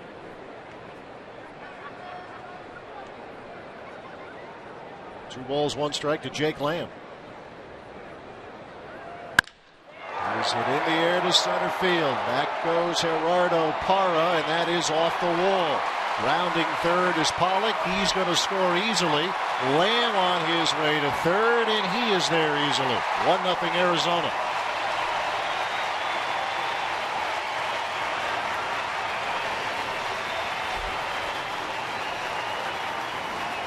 Well, got a pitch to hit and a hitter's count, 2-1, and he hammers it off the wall out there into center field. He waited back nicely. The ball was a two-seamer out over the plate. Nice easy swing for Lamb, and he just rips one off the wall out there. That's a home run in a lot of ballparks. A triple and an RBI. The Diamondbacks strike first. Jake Lamb with his 20th RBI. It's the D-backs on the board. And here is Yasmani Tomas.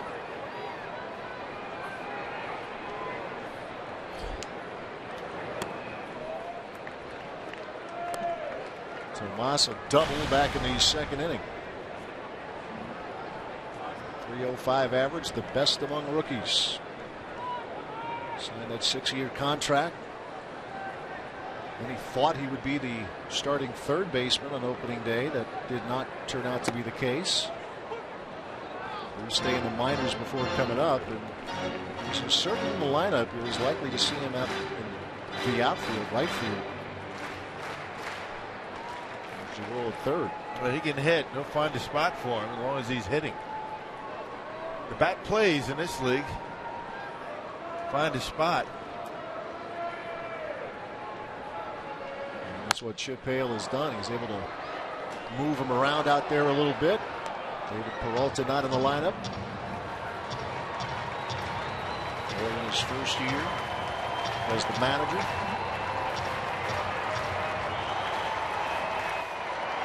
His team draws first blood here this afternoon. 1-2 the count. Tomas. He's driven in 37 runs, and he waves at one and does not get it. It's out number one. Yeah, good curveball from Garza. You talk about Goldschmidt not chasing too much. This guy will chase all day. But he is a pretty good bad ball hitter.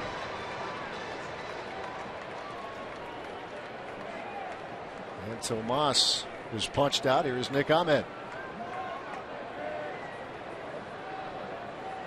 Interesting, Tomas from Havana, Cuba, but lives in Haiti. Port-au-Prince, Haiti, according to the Diamondbacks media guide.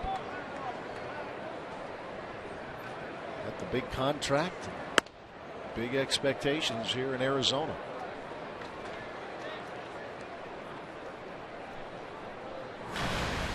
Nick Ahmed tried to bunt.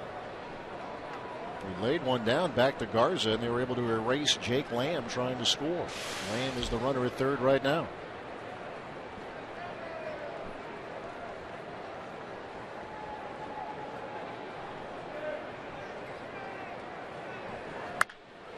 This is popped up, and Hector Gomez will take charge. 2 outs. They talk about a knuckle buster right there. That was a good pitch by Garza. Hey, next Sunday, Matt Garza joins the Brewers all-fan giveaway lineup as the Brewers and Cubs face off at Miller Park, and all fans get a Count Garza gnome courtesy of Associated Bank. Go to Brewers.com and reserve your spot today. I love it. That is beautiful, isn't it? Count Garza gnome. Creativity. Facing another one of his old teams, the Cubbies. Always fun when those two clubs hook up. And as a matter of fact, the Brewers have fared well, taking them 2 out of 3 a couple of times. Wrigley Field and Miller Park.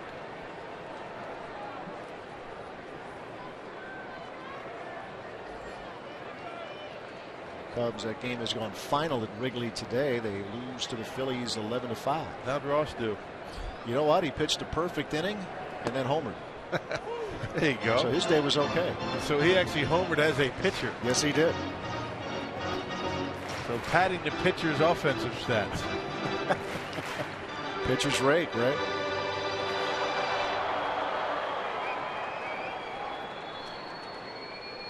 I think you never want to do that, but sometimes you have to, and it can make a good story. 0-2 the count to Oscar Hernandez.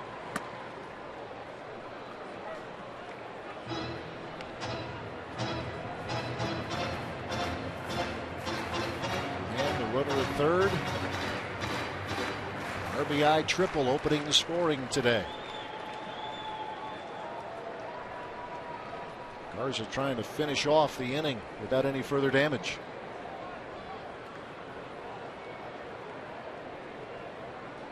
The 1-2.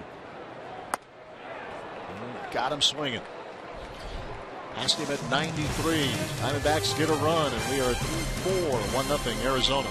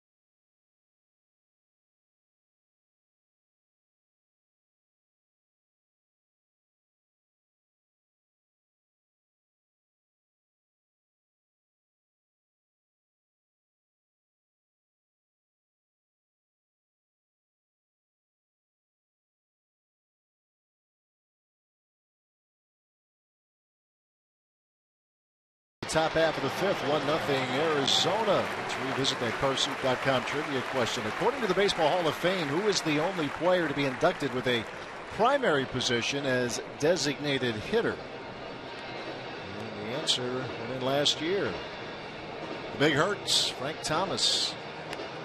56% of his games. Paul Molitor, by the way, if you were thinking along those lines, played about 43% of his games as a DH. He went in as a third baseman. So Frank Thomas, the answer to that question. Yeah, started out as a first baseman and became the DH. There's been some good DHs that are not in. Hal McRae, one of them. There's others.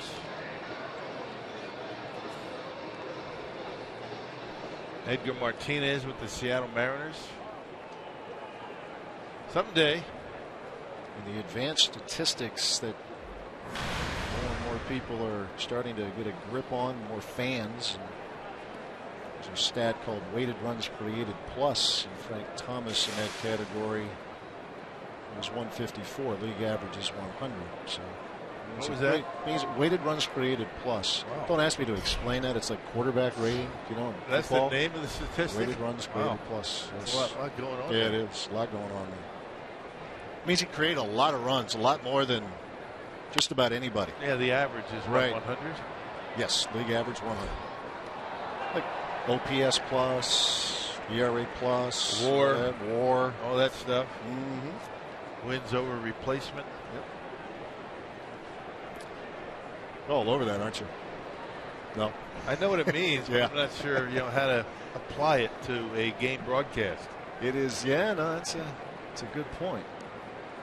It's a numbers game and has always been, and now there are more advanced statistics, metrics. You look at it, and it's become such a big part of the game. Well, you have to be aware of it, yeah. Because fans out there are very interested in that stuff, and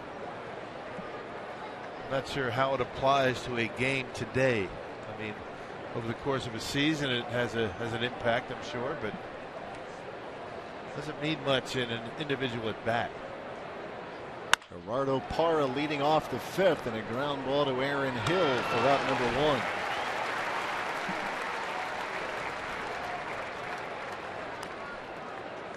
Well, you try to find that blend, right, between the metrics and what you see with your own eyes, watching a player, an individual player, a game unfold. But make no mistake, it has become huge. Or has become, not is becoming, has become huge in this game. That was a Kansas City Royals scout. And I would imagine he had a World Series ring. The Kansas City Royals won a World Series, or maybe an American League Championship ring. That's what everybody strives for. Everybody talks about the salaries, but you get one of those.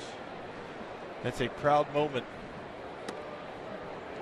Wear that every day. And the Royals showing that they are very serious at getting there again. They completed the trade with Cincinnati. They acquired Johnny Cueto.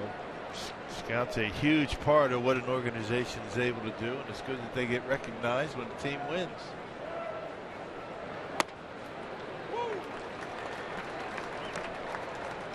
Third ball is in there, and 2 strikes and nothing to Jonathan Lucroy. And we were told unofficially that there were 13 different teams represented in this ballpark on Thursday night.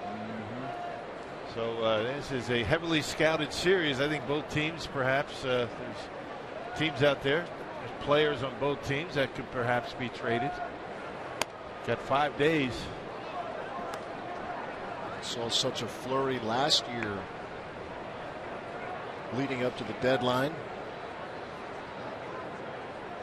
There's been some talk about maybe at least considering moving it up, moving it past July 31st. You probably have a couple of things that are always talked about, either that or the whole concept of the September call-up. But now with the playoffs expanding, and of course that's not new, but it's relatively new with the second wild card team. With more and more teams maybe laying back and making that determination. You're going to be a buyer, you're going to be a seller. In many cases, maybe you just hold your cards. Yeah, stay in pat. that last hour. Yeah, stand pat. I mean, most teams don't know what they are at this point. And if you're one of those teams that you're pretty sure you would be a seller, you sit back and then you find out, okay, how badly does the buyer, how much is he willing to give up? In the meantime, Craig Counsell just puts a lineup trying to win today. Right, and the longer you wait to trade a piece, perhaps the more you're going to get, maybe not. Full count to Lucroy.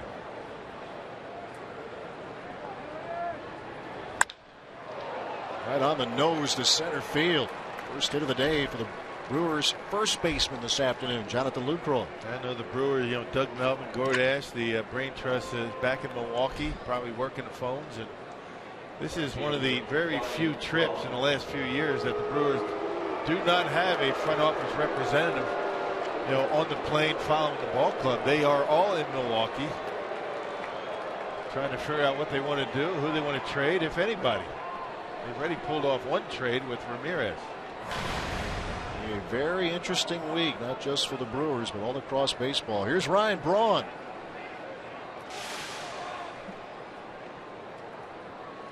Has 4 hits in this series. 2 have been big flies.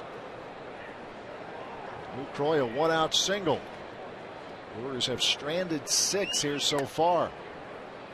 Let's check out the Powerball home run leaderboard. Braun with the 2 homers in this series so far has him at the top of the heap with 18. Adam Lind out of the lineup today with that lower back tightness, 16. You have Gerardo Parra and Carlos Gomez. Gomez the day off today.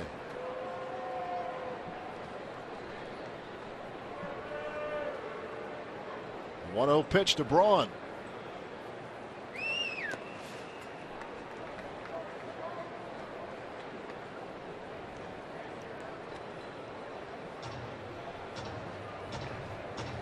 Homers and 61 batted in for Ryan here so far this year. Ordinarily, when you get a 2-0 count against a lot of pitchers, you know you're going to get a fastball, but with Hellickson, you just don't know. Such a good changeup today, and take a little off the fastball. He's topped out at 91. Coming inside, probably going to be a fastball. Good take. Yeah, it was a very good take. Didn't miss by much. 3-0 the count. Mentioned Ryan with the 18 homers. He also has 15 stolen bases, including one last night. He's one of 3 players in the big leagues with at least 15 homers and 15 stolen bases. 2 of those guys in the park tonight, Braun, Goldschmidt, as well as Justin Upton of the Padres.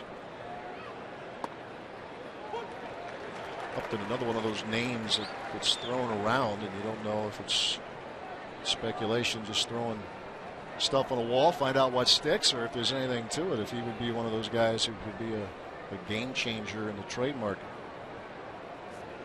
3-1 to Brawny.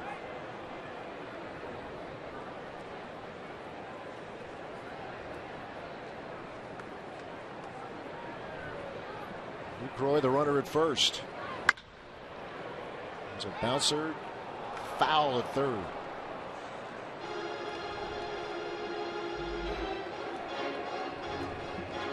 A full count now to Ryan Braun. Hellickson gave Braun a 3-0 changeup that was called a strike. Just caught the inside corner. And he gave him a fastball in, and that's the pitch that Braun grounded out on. Actually, a fielder's choice his last time up. So, with all the off-speed pitches going away, he's still effective inside with that 91-mile-per-hour fastball. Got a lot of movement on it. Really hasn't thrown too many pitches down the middle. He comes in with a 6-up and 6-down record and a 4.87 ERA. He's been much better than that so far this afternoon. 3-2 pitch coming. On the move, it is ball 4. And Braun is on, and another threat here for Milwaukee. And 3rd walk for Hellickson in the game. One was intentional. That was the Maldonado intentional walk in the 4th. And In his previous 5 starts, he had walked a total of 3 batters. So, Brewers able to lay off a couple of those off-speed pitches today and get some walks. Hits, on the other hand, have been difficult to come by. His pitch count at 80. With 1 out in the 5th. Another chance for Chris Davis. A rough afternoon for him so far as bullpen starting to stir for Arizona. Hellickson went 7 in his last outing against the Marlins. Pitch count climbing up there. Strike to Davis.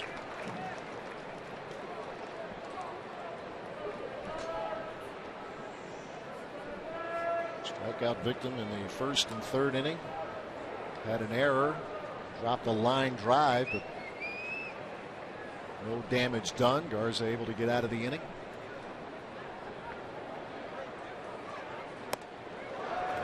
Big swing and a miss. Nothing but off-speed stuff his last time up. And 2 fastballs to get ahead 0-2 this time. Just he's getting into the head of Chris Davis here today. 0-2 the count to the left fielder.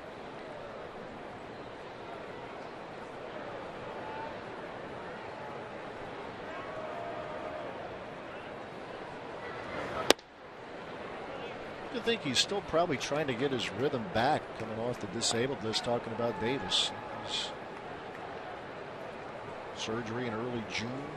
Yeah, and that in fact he's not playing every day. Right.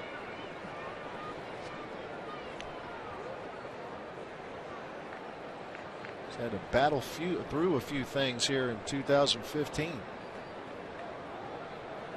A ball, 2 strikes.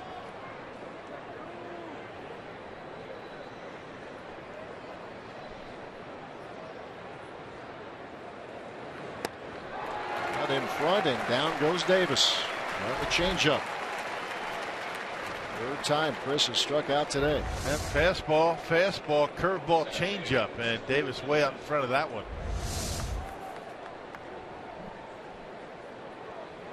2 men out in the 5th. The Brewers in danger of letting another scoring opportunity slip away. 6 strikeouts now for Jeremy Hellickson. Scooter Gennett got hit by a pitch. Got the pant leg just above the foot. Just the kind of way you want to get hit. No damage done. It was a strikeout victim back in the 1st. Ended the inning when the Brewers left a couple on.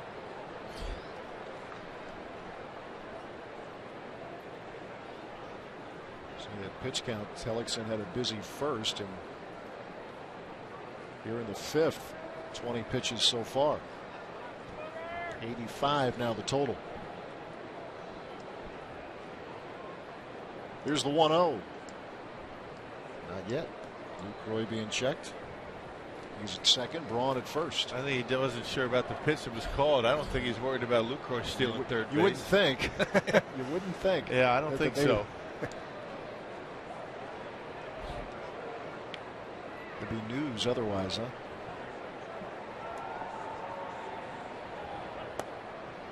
Yeah, Lucroy has been known to delayed steal, but I've never heard of anybody delay stealing third base. No, that would be it'd be highlight worthy if it worked. Yeah, it would. Baseball first.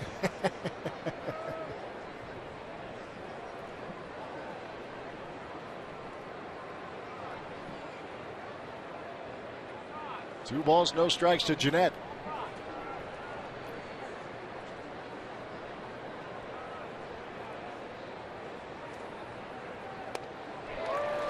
And again, the changeup.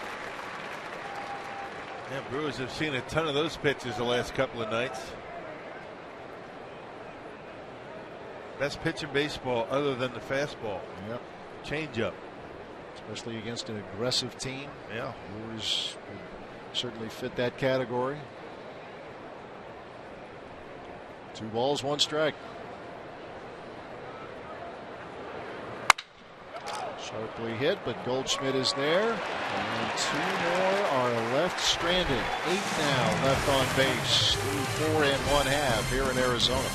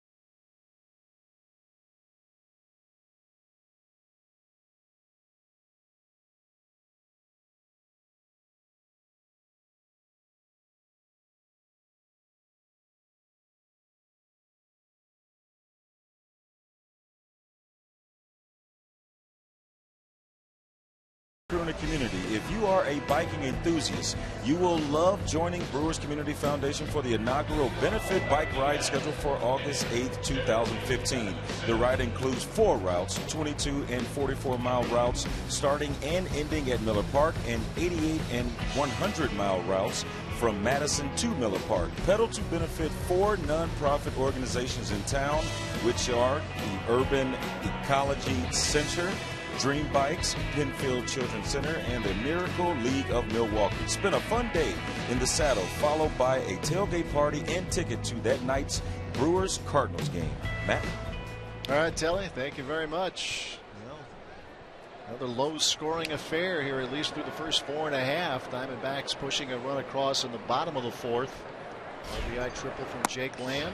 Now it's Garza versus Jeremy Hellickson to start the bottom half of the 5th.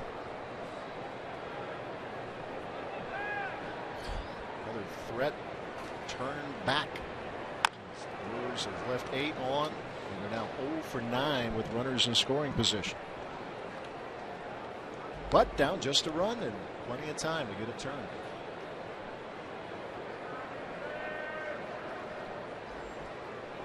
Hellickson with the changeup, causing some difficulties, to put it mildly. And changeup, curveball, and a 2-seam fastball that hasn't gotten over 91 miles an hour. Who says you have to throw hard? I'm just going to say, throwing hard is great, but not always necessary. A lot of times it gets you drafted, big velocity. And guys like Hellickson down in the college ranks, you don't really get looked at a whole lot, but very effective. Knows what he's doing. 1-2 pitch. Grounded to Scooter Gennett. Knocked it down. Plenty of time to complete the play for the first out of the inning. Hey, Friday, August 7th is Koozie night at Miller Park with a special ticket package. You'll see the Brewers take on the Cardinals and get a one-of-a-kind Bernie's Chalet canned koozie. All for just $13. For tickets, go to brewers.com/special events. Got a box load of goodies right there now. What do we got? Cookies? Little nachos? Not maybe one of those big cookies. Yeah, that's oh yeah. Now you're talking. Did you have any of the cookies in the press room today? Don't lie now. I thought we both attacked them a little bit. Oh, I had one today. Yeah, I did. Guilty. I thought they were outstanding. I thought you were going to, act like you're this, No, I can't play that game. Right. My off-season conditioning program did not go as planned, so I don't think I could pull that by you. Right. Okay. It stayed away. So you actually convinced me to go get one. Said, Rock, you got to try this. Yeah, I did. And get me another one while you're at it.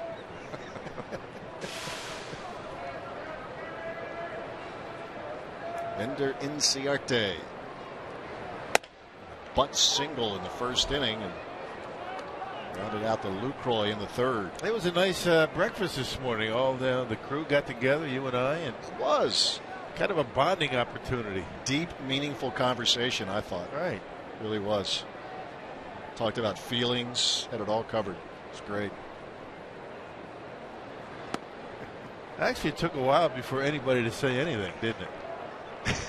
We were awfully quiet in there for a while. It was. Well, we were watching the speeches, and that's our excuse. You know, it's a big day here. They make the omelets for you, and they take care of you. They do a great job here. Yeah, food was good. Right. Our conversation was not like that, by the way. It was. Ours is more jab. We just kind of jab each other all the time. They're giving each other a hard time. Yeah, we do.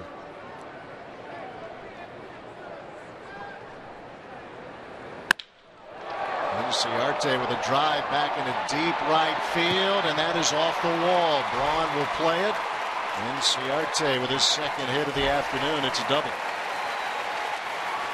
Guy can hit. I mean, he's a good hitter for average. He doesn't swing at many bad pitches, uses the whole field. That time Garza gave him a fastball in. It was a 2-2 pitch, actually right down the middle of the plate. He doesn't show much power, but they would have knocked that one over Braun's head and in for a leadoff double. Yeah, you're right, he can hit. He's looking at a guy hovering around 300, and he was on the disabled list, had a strained hamstring, came off out of the All-Star break, and since then has been hitting nearly a 400 clip. Didn't strike out much. I mean, really a good, solid leadoff hitter. So another runner in scoring position. Here's Aaron Hill. I think Garza did a heck of a job in the fourth inning. One run in, man at third, nobody out, got out of it, no more runs. Going to have to do the same in this inning. Started with a ground ball off the bat of Jeremy Hellickson for the Inciarte double. Unscoring triple from Jake Lamb. That's been the only scoring. Those teams combined. We talked about the Brewers with runners in scoring position. The D-backs 0 for 5. Teams combined 0 for 14.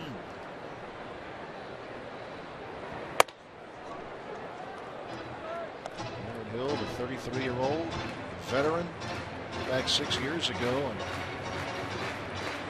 had a big year. All-star with the Blue Jays, 36 home runs. Drove in over 100. Average way down. He's homered 4 times this season. We'll lift this out of play. A ball, 2 strikes. Second baseman Aaron Hill. Man, there was a point in time when the Brewers just couldn't get this guy out. Remember, he hit with a cycle against the Brew Crew a few years ago, I think. Of all the Diamondbacks, your first thought would be the most difficult, and in most cases it's Goldschmidt, but Garza's fared well against Goldschmidt. It's Hill who has had the success against him. 14 hits against Matt. Over 350 is his average. Oh, the 14 hits, though, 12 are singles. And this is lifted in the air to left. Back goes Davis, and he will make the catch. Davis runs it down. And a long fly ball. Yeah, there was a day where Aaron Hill would have knocked that one out of the ballpark. Yeah, that cycle came in June of 2012 against Milwaukee. A near miss to left that time. Nice grab by Davis. 2 men out. Now Paul Goldschmidt with first base open. Conversation as Craig Counsell with a jog out to the mound. Yeah, you're talking about Hill. Hit for the cycle twice. Twice a year, I think 10 days apart. Yeah. Yeah. Well, Craig Counsell obviously thinking about, Garza being very careful to Goldschmidt. You got Pollock on deck, who's been on base twice. You don't want to give this guy anything to hit. They're going to walk him. Good idea.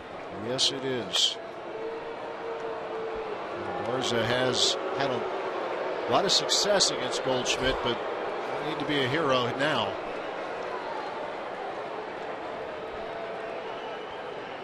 He's got him into a double play and struck him out, but don't mess with him. And now you know why A.J. Pollock's having such a good season, right? I mean, he comes up with men on base.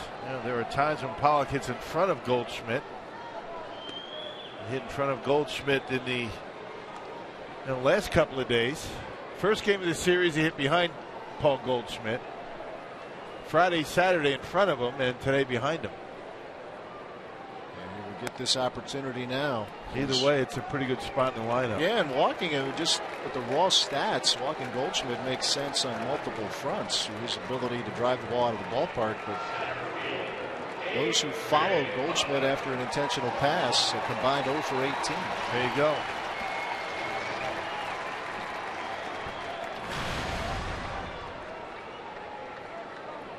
That said, Pollock having a very good year, has that average up to 307. Leads all big league outfielders in hits with 113, including one today.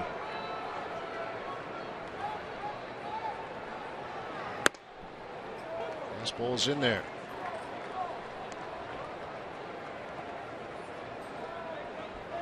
A lot of times when you come up after a guy was intentionally walked in a situation like, you try a little bit harder. You want to prove to the opposition that it was a mistake to walk that guy in front of you.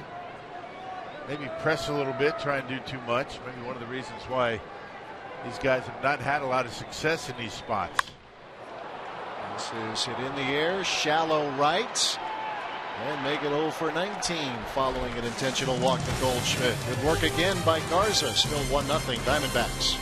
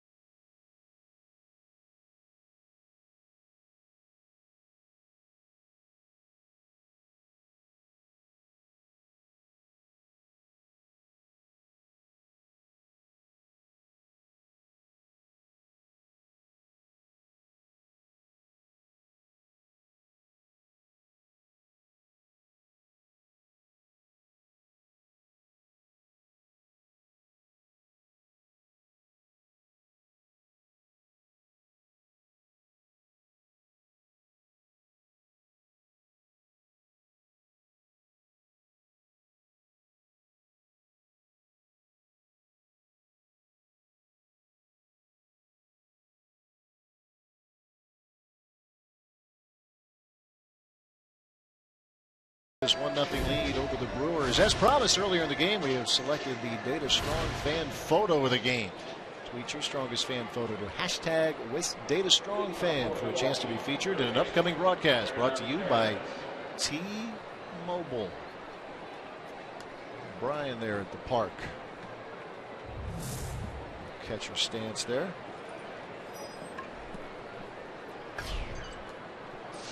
as the Brewers again try to scratch. Been a while since put a run on the board. You go back to the 9th inning on Friday night. Scored a critical run on a wild pitch. Turned into a 2-1 Brewer victory. Well, they've had a lot of opportunities. They had opportunities in last night's game and opportunities just about every inning today. Perez lifts one to left. Routine for Inciarte. They've stranded 8 in the first 5 innings.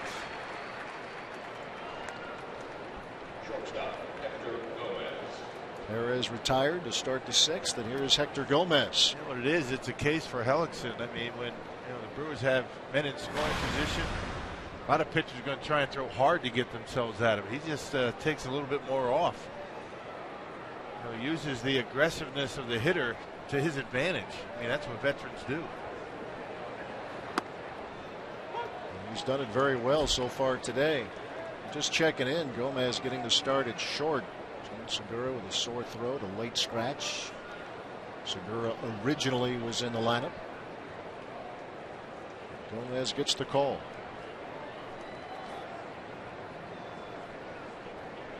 Pinch hitting role last night. Grounded out. And there's a ground ball fair. That's Jake Lamb, and that's out number 2.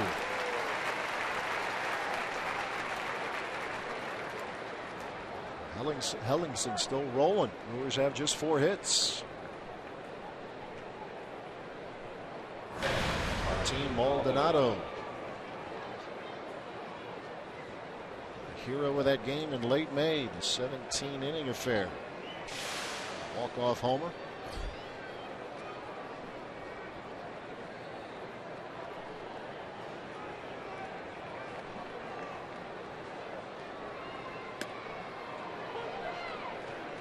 It's a curve for strike 1. Yeah, just having a difficult time picking that pitch up. He's got good arm action on it. Comes out of the same arm slot, and Brewers are just not able to pick it up really enough to get a good swing at it.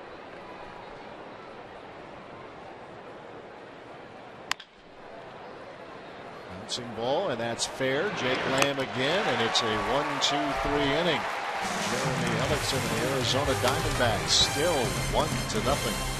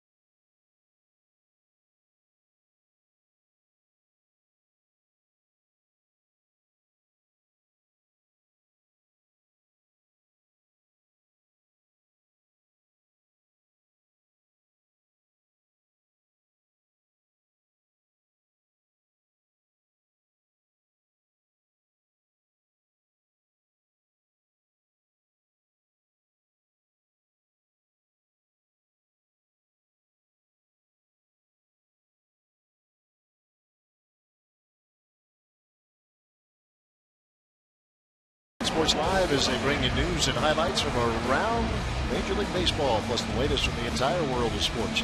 Fox Sports Live is tonight only on Fox Sports 1 and streaming live on Fox Sports Go. A lot to talk about today with the Hall of Fame induction.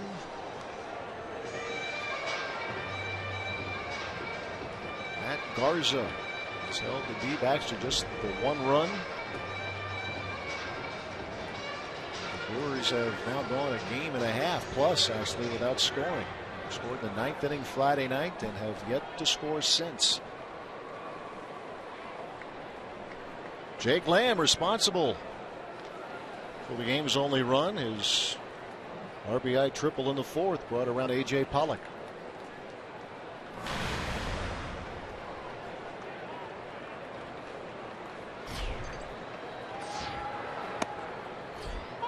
Curve for strike 1.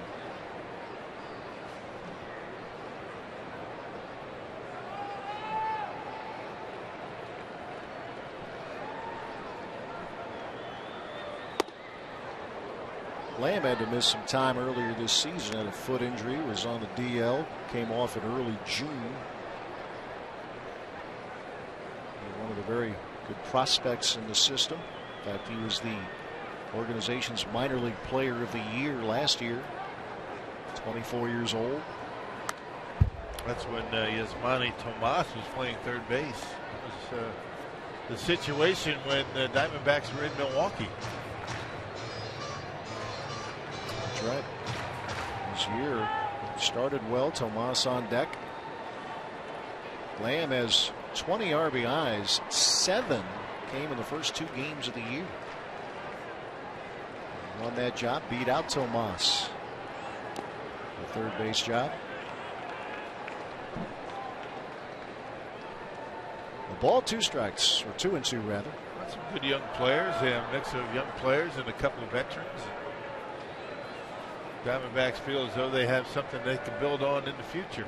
Yeah, we talk about trade speculation, and you don't know really where the Diamondbacks sit in that department. Because of what you just said, a lot of the young talent that they have.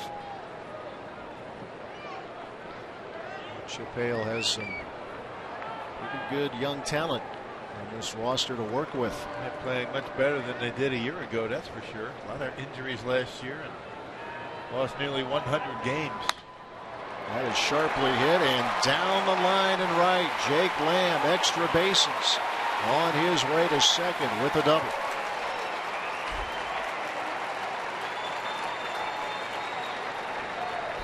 Once again, that guard is going to have to walk the tightrope here. And a triple in the 4th with 1 out. A double in the 5th with 1 out. Now a leadoff double out of the reach of Lucroy down the line. And the Diamondbacks have good speed at first base or at second base. Well, you're right about the improvement with this team. They lost 98 games last year. They couldn't buy a win at home. They really, they came into Milwaukee early in the season, and at that point, their home record was something like 3-15. It was just crazy bad. And with the injuries as the season went along, the tough year got worse. Tomas with a ground ball to Hector Gomez. Out number 1. I couldn't have worked that any better right there. Absolutely. First pitch, and Tomas grounds to short. Lamb has to stay at second base.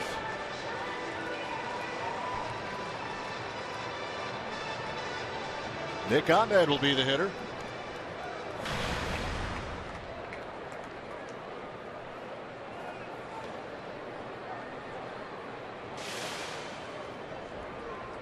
Down a bunt. Jake Lamb was cut down at the plate in the 2nd inning. He's also popped up. And the combined stats with runners in scoring position. 0 for. Cars are missing with a fastball. And the run came in the 4th, a leadoff walk to Pollock, and then the run scoring triple from Lamb.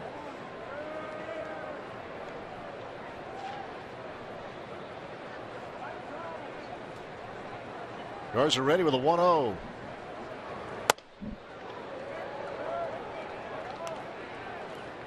Diamondbacks have activity in their bullpen just in case Hellickson's spot comes up in this inning. 3 batters away. Brewer bullpen also stirring as Neil Cott's getting loose. 2 balls, no strikes to Nick Ahmed.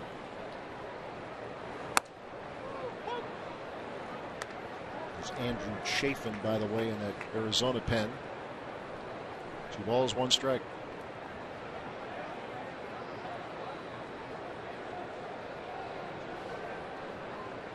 Leadoff double from Lamb, a ground ball from Tomas. And now a 2-1 count to the shortstop, Nick Ahmed. They're really working inside on Ahmed. Remember, he popped up weakly to short his last time up with a man at third base. On a pitch in, jammed him. And now a 3-1 count.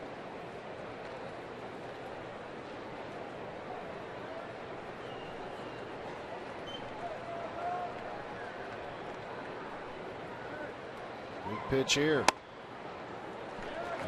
And this is inside. Runners at first and second with 1 out.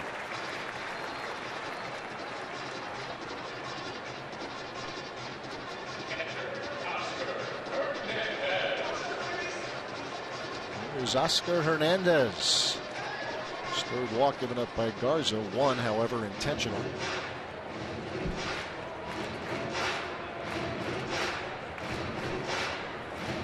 Got a pinch hitter on deck already for Hellickson. Yeah, they do. It's amazing that the Diamondbacks are even thinking about pulling him in this situation. The best thing for the Brewers to get Hellickson out of the ball game the way he's throwing. It's kind of a surprise. Yeah, it is. Chris Owings there on deck.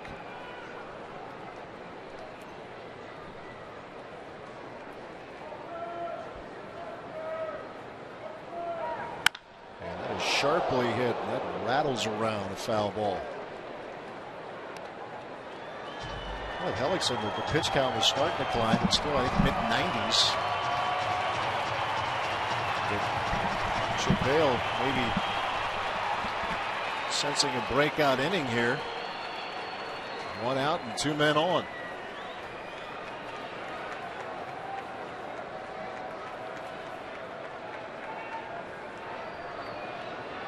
Catcher, the 22-year-old Oscar Hernandez. Taking the Rule 5 draft from Tampa Bay. 1-strike pitch. And Maldonado eyeing up Nick Ahmed, but no throw.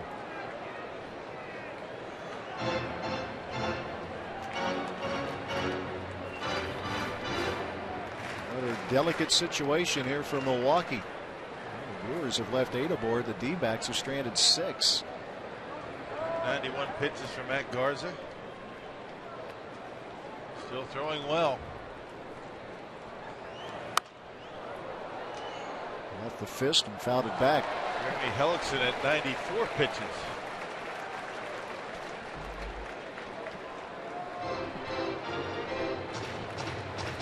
Both bullpens are busy. Garza trying to keep this game a 1-run encounter. Jake Lamb at second. Nick Ahmed at first.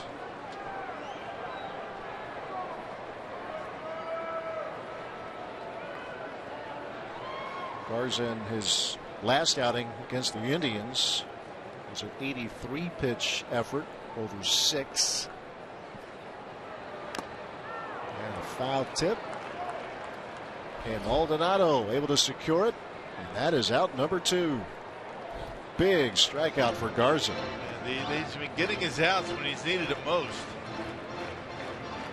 Men in scoring position. Neither team with a base hit tonight. I should say today.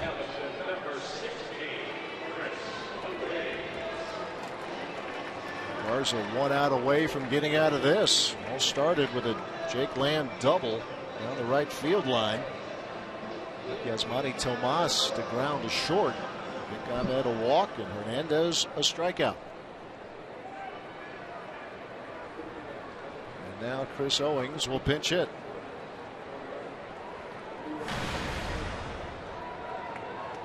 A good effort for Hellickson. 6 innings of 4-hit shutout baseball. Yeah, he's gone though. I think the Brewers are delighted that he's out.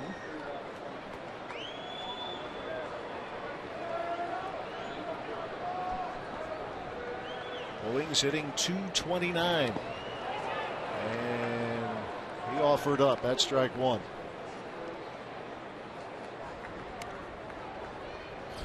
Both teams 0 for 9 with runners in scoring position today, and has not been a series filled with offense after game 1 on Thursday. It has not.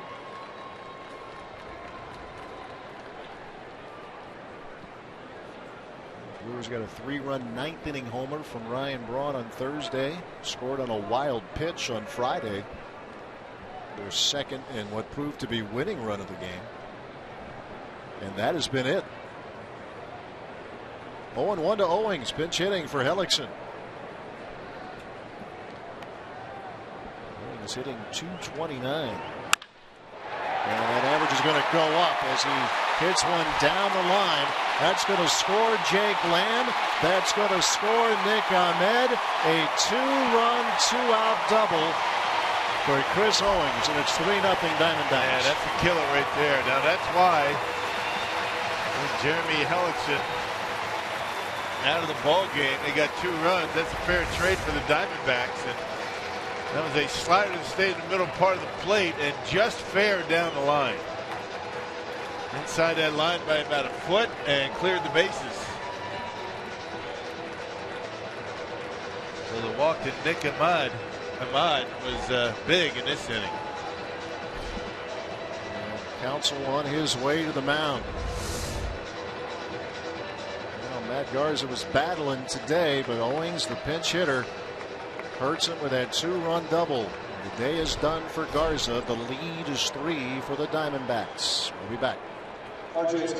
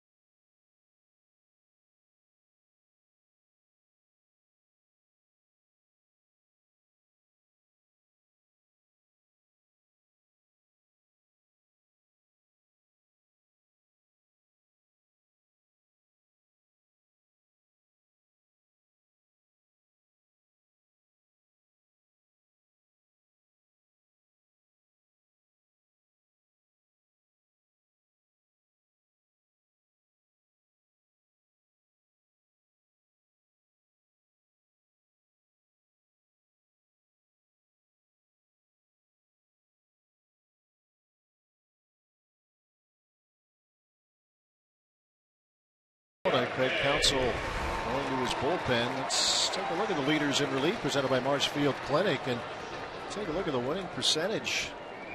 The Brewers, this bullpen has been solid. Yeah, they have. I mean, all season long, there's been some hiccups here and there, but they have continued to get better as the season has gone on. 40th appearance for Kotz, last pitched on Wednesday against Cleveland. Gave up a run in an inning of work, and that's snapped a stretch of 11 straight scoreless appearances. So Kott's been throwing the baseball well. He's going to try to wrap up this inning as he faces Ender Inciarte, who has reached twice, a couple of hits, a bunch single as well as a double.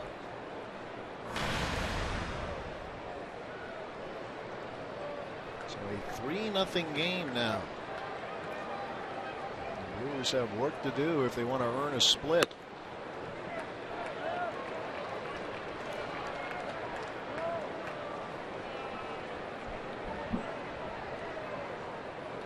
Inciarte having himself a good series.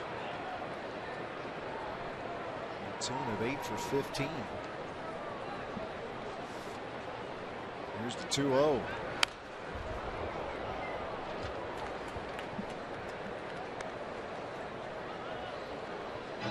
Frustrating day for Garza as he fought through some trouble in the early stages of the game. Gave up the run on an RBI triple in the fourth and was an out away from getting out of the mess in the sixth. Yeah, he pitched well. He deserves better.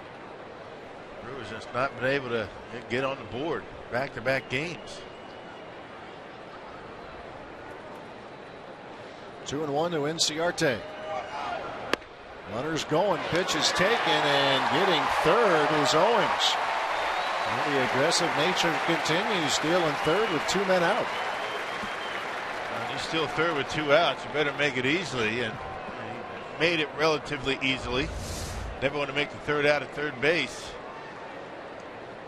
He takes off and able to beat it. Now able to score on an infield hit. Run at risk against Maldonado. He's thrown out 36% coming into the game. There's a bouncing ball that Lucroy will handle himself. And Kotz shuts the door. The Diamondbacks score 2 and they lead 3-0.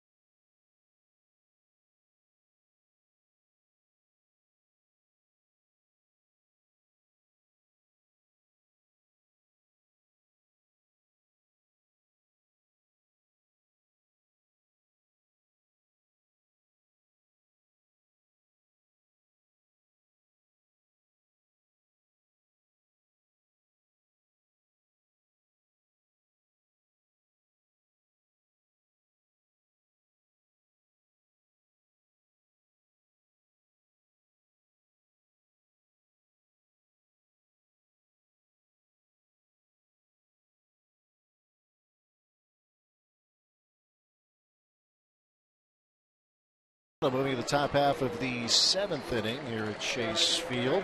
Fox Sports Supports is proud to team up with the Boys and Girls Clubs of America. Boys and Girls Clubs help young people reach their full potential as productive, caring, and responsible citizens through programs that promote character and leadership, education, healthy lifestyles, and more. For more information, visit foxsportssupports.com. Do you recognize him? That, I'm pretty sure, is not Sam Decker, but it was his old number. Sam now a Houston Rocket. So a little Badger love. Yeah.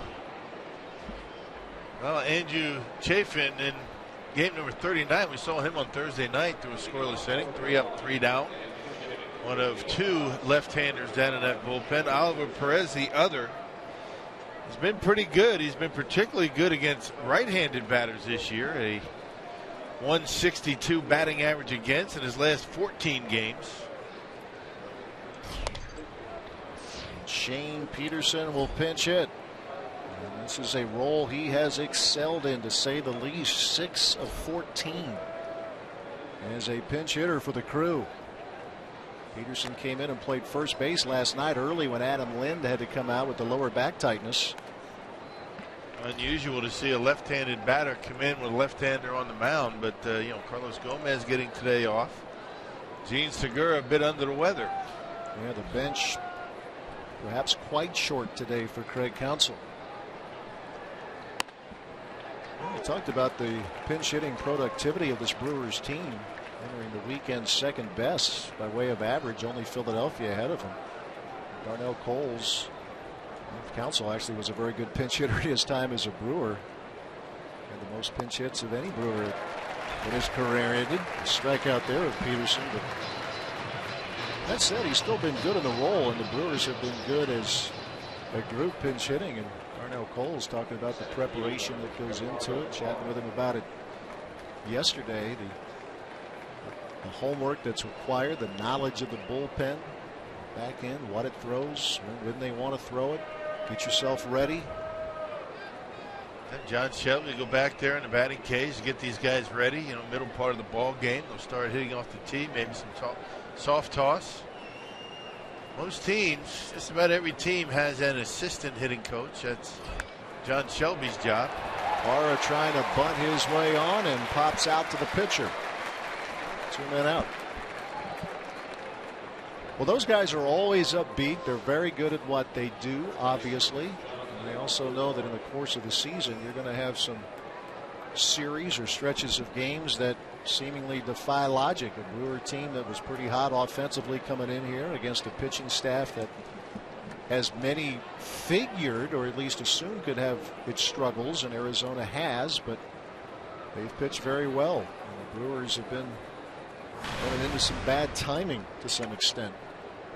Yeah, Brewers have climbed all the way to 9th in the league in batting average and 6th in runs after a very slow start to the season. Jonathan Lucroy with a base hit his last trip, giving him 5 hits here in the series, 1 for 3 today.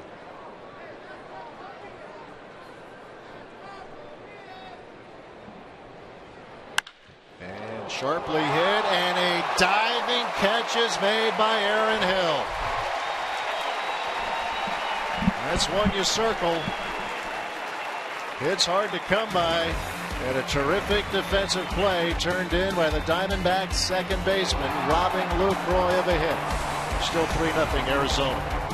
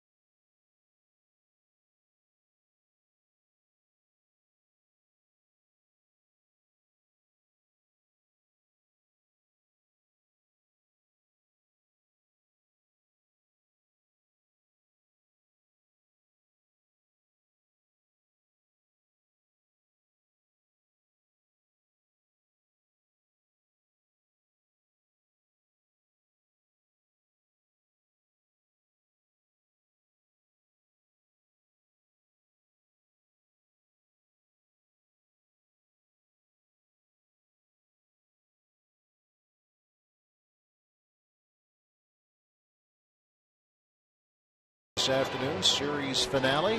Third pitcher on the mound today for Craig Counsell's group. This time it's Corey Knebel. Yeah, last pitched on Thursday against these Diamondbacks. 2 innings, gave up a run. And In his second stint with the Brewers, he was here between May 18th and July 2nd. Only got sent down for a couple of days, came right back up on the 6th of July in game number 23. Part of that Giovanni Gallardo trade. The Rangers. Here's Aaron Hill, who made the terrific catch. Diving stab of a line drive off the bat of Jonathan Lucroy to win the top half of this inning.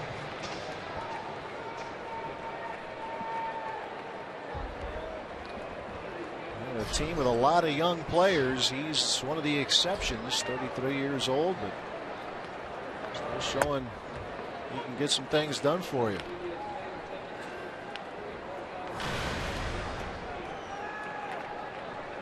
D-backs with a run in the 4th and 2 more in the 6th.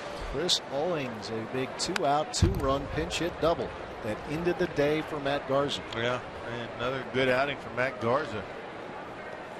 Had men on base just about every inning, but able to make some big pitches and just couldn't finish it off in the 6th inning. Knebel with the 2-strike pitch.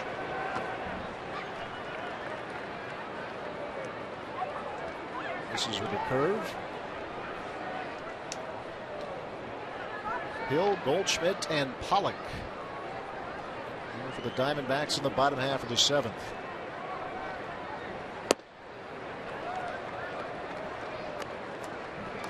Breaking ball downstairs.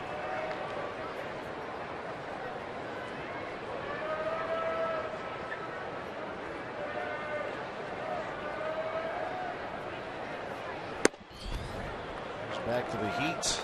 The count runs full.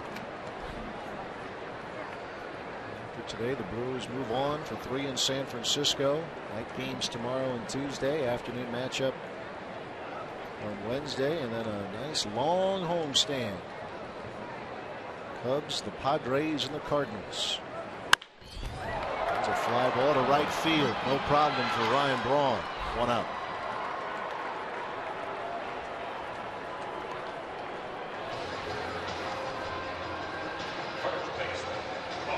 Matt Garza with 5 2/3. Wilcox finished off the inning, and now Knebel gets his shot. He'll get a shot against Goldschmidt.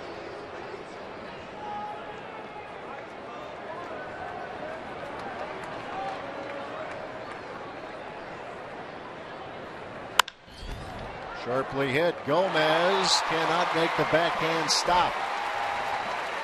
And there's the first hit of the afternoon for Paul Goldschmidt. Yeah, the Brewers have done a pretty good job in this series against Goldschmidt. He did drive in a run last night.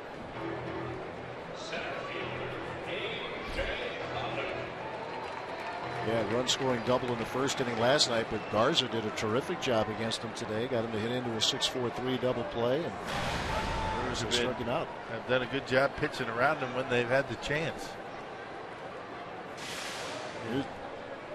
It's A.J. Pollock. You hold him at bay, and you expect you're going to have a much better chance of winning games. The Brewers in jeopardy of going 1-3 in this series, with Goldschmidt really not doing much. Well, the story clearly of this series has been pitching.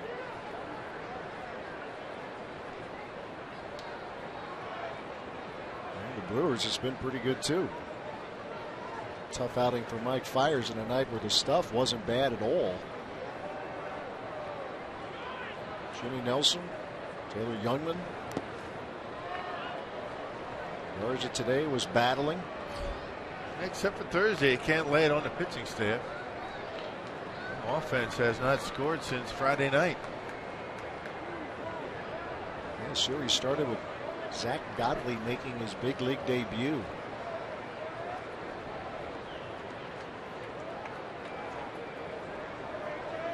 Pour over all the numbers you want, but when you're facing someone for the first time, it can always be a challenge. Hey, Brewers have only scored in 3 innings in this series. It has been quiet. Painfully so. Matt LePage still looking for his first run. Yeah, it's I take full responsibility. I figured I'd wait a while to drop that one on you. Oh, I know it, brother. Truth hurts. I know. Truth hurts. Not you.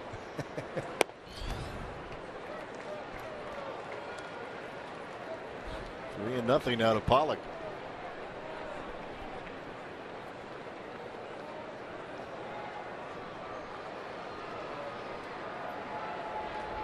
One out single from Paul Goldschmidt. One out and one on here in the 7th.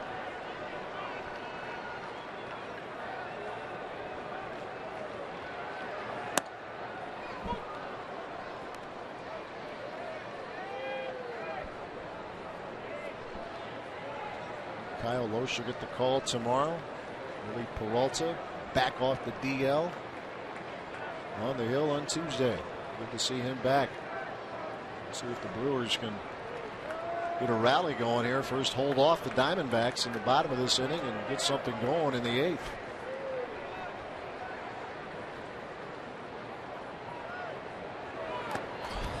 Runner on the move, but it's ball 4 anyway. So Pollock reaches, runners at first and second with one out.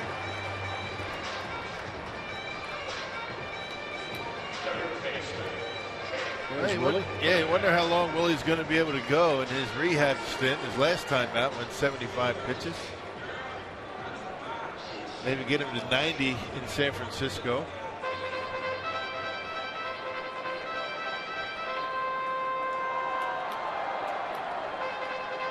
Loesch, Peralta, and Fires. Scheduled starters in San Francisco. Here's Jake Lamb. Triple and a double for him today.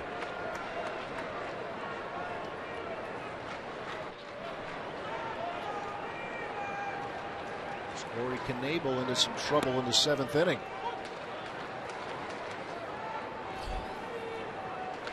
Triple for Lamb was his 4th of the year.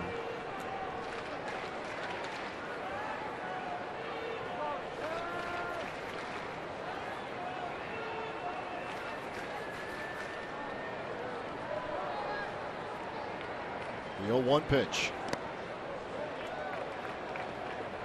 Maybe overthrowing just a little bit. Knebel, at times that's what happens when you're trying to throw a little bit too hard. Hold on to a little bit too long, and that's the 3rd time he's done that in this inning. Spiking fastballs.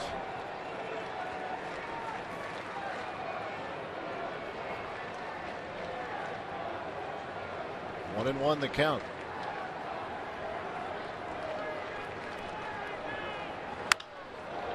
Will carry out a play. Knebel continuing to bring the heat.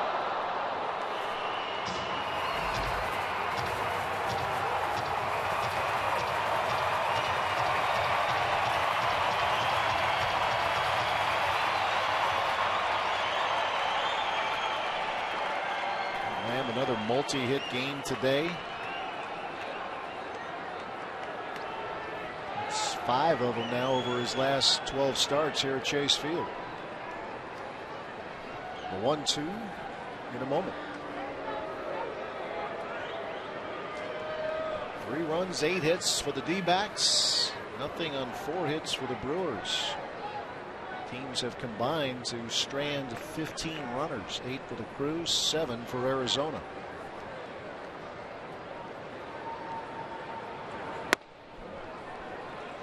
And the curve misses.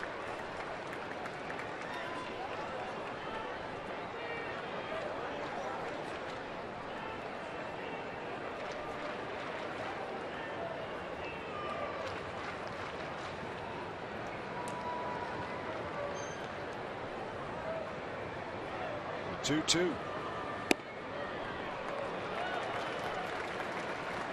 He's running full. Unusual for Knebel because he's normally a strike thrower. Even with the curveball, a little out of sync, not able to find the strike zone and falling behind in the count. Got ahead of Lamb quickly, but not able to put him away.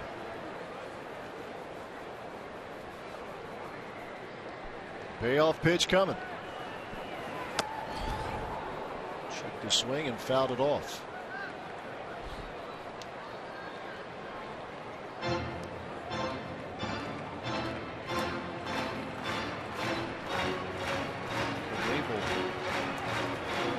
pitches here in this inning. And it's his inning. Nobody getting loose in that Brewers pen. I got you. Lost the voice for a second. Been there. Man. It's helpless. 3-2 pitch. Strike three call. I'm not sure where Lamb thought that was, but that was a good pitch by Corey Knebel right on the inside corner. That one looked pretty good. Maldonado holding it there nicely. Borderline. Looked better when you watched it. Fox Tracks had it borderline. And Knebel gets it. It's the punch out. Big out there, but he's still not off the hook. He has to deal with Yasmani Tomas. Doubled in the second inning. So a strikeout and a ground out to short.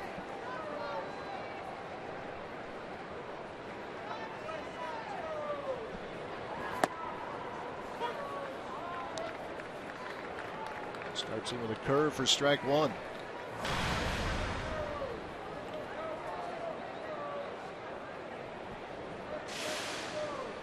Tomas is homered in this series, going back to Thursday night.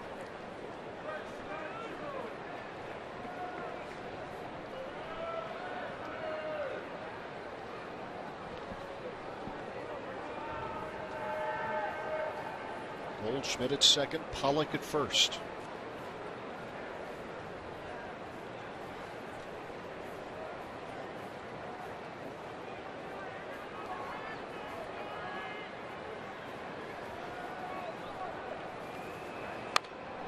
Big cut. His at-bats don't normally take very long, do they? This guy's up there to hack. He's not up there to walk. That was a good description of bad ball hitter. He can go after pitches that many won't, but he can do something with it. 302 batting average, a 337 on base percentage. Yep. Best among the rookies in the National League. 2 strikes and nothing.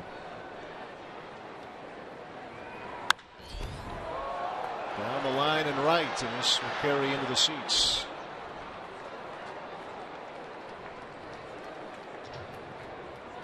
See that Cincinnati score today? Colorado 17-6.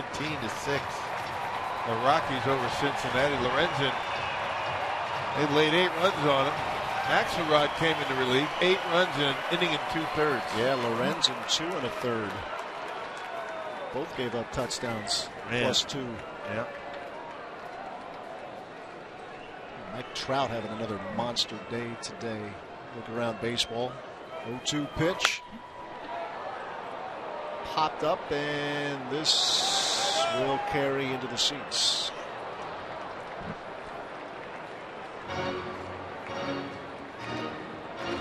Mike Trout with home runs number 30 and 31 today. 4 for 4. Drove in 5. Has driven in 5. Still in progress. Angels lead the Rangers 13-4. Something else, that young man, huh? Yeah, if you're just channel surfing, those late night games, you certainly want to stop if you somehow can come across the Angels just to see him. Special talents. In the All-Star game, they had Bryce Harper mic'd up. There was a base hit. Trout came around to score, and in the dugout, Harper was saying, "Dude, that guy can run." Talking about Trout. Yeah. Very accurate.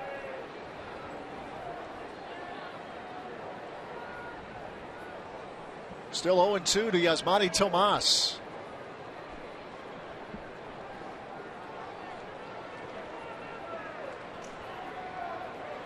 Busy inning for Corey Knebel. 30th pitch of the frame. Here it is. Breaking ball. Strike 3 call. Got him on the curve. And Knebel able to work out of trouble. It's still 3-0 Arizona through 7.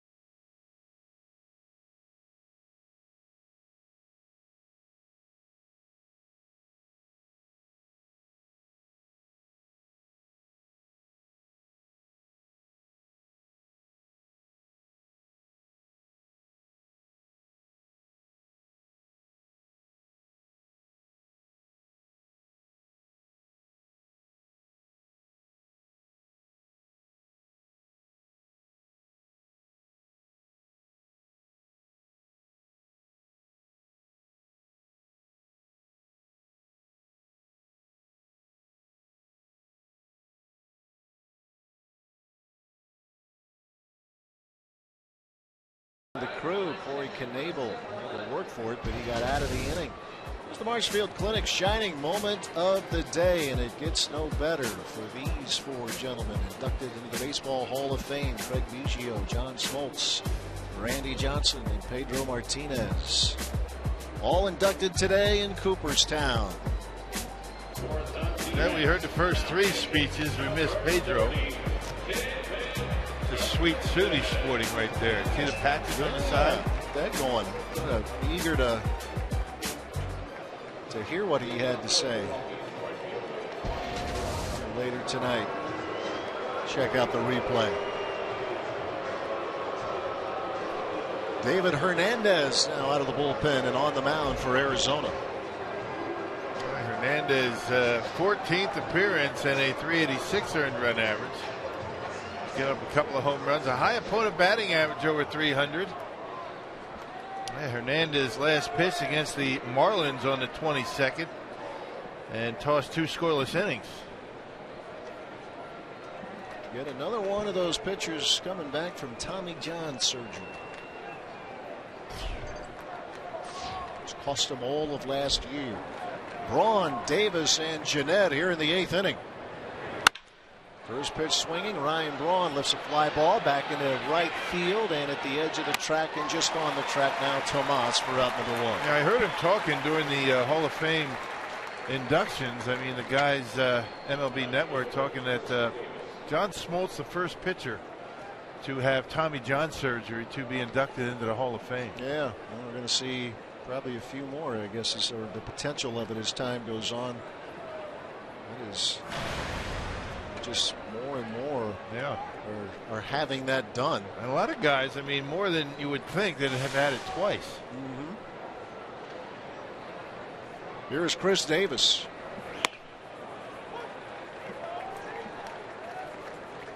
Appreciated that you and BA were talking about the Hall of Fame induction, and you hear it from folks. You have obviously games going on all across baseball, and fans here got to hear 3 of the speeches, including the one that they came to hear, Randy Johnson. But baseball does such a great job over the All-Star break of honoring its past as well as celebrating the All-Stars of today.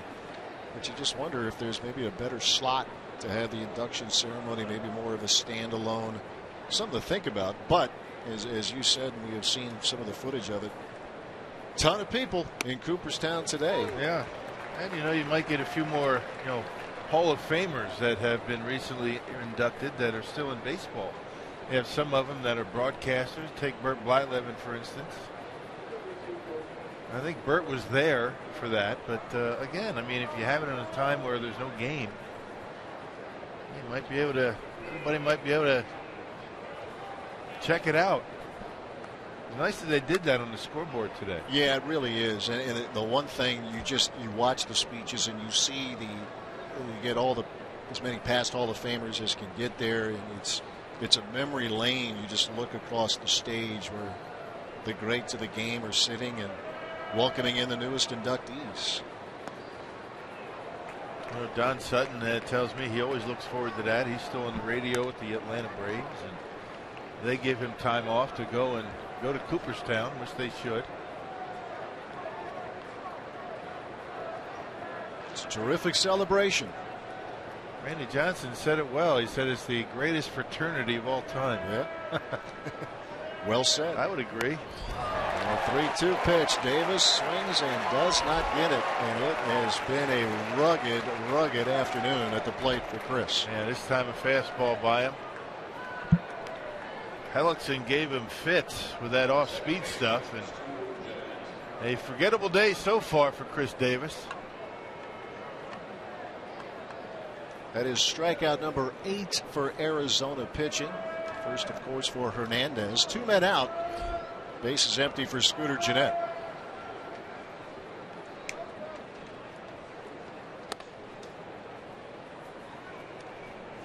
Brewers with just 4 hits. They had 6 last night. Made the most of 6 on Friday in a 2-1 win.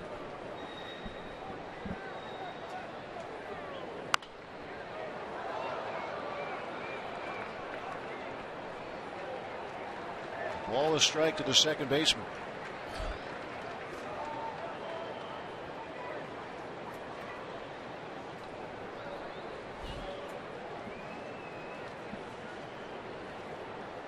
Frustrations mounting for this Brewer team as the offense has run into a brick wall this weekend. Yeah, who would have thought, right? Good hitters ballpark. Diamondbacks have struggled on the mound, but has not been the case in this series. A ball, 2 strikes.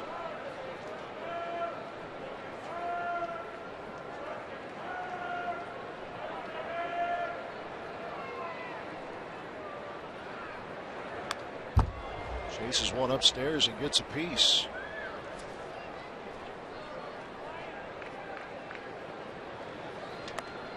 Scooter looking for his first hit here this afternoon. He's hit by a pitch back in the 4th inning. Facing David Hernandez, who came over in a trade in Baltimore. Mark Reynolds involved in that trade. 1-2 pitch.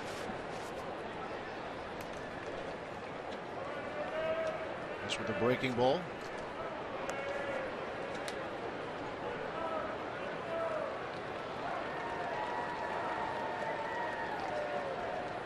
Hernandez with the Tommy John surgery out all of last year, but someone that they have turned to.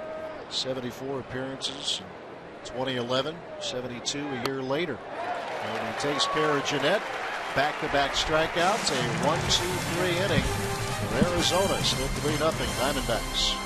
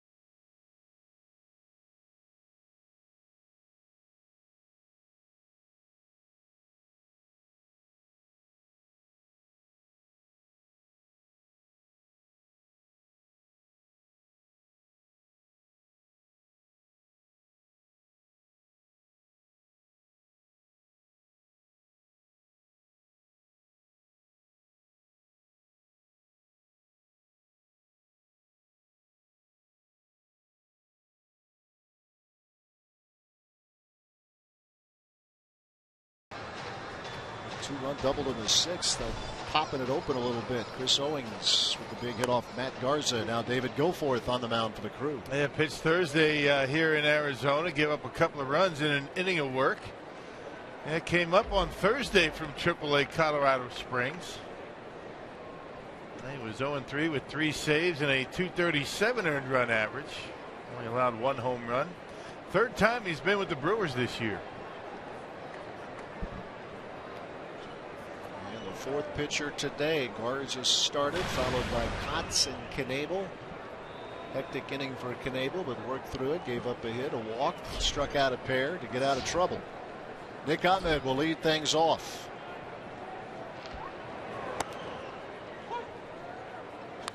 Goforth starts him out with a strike.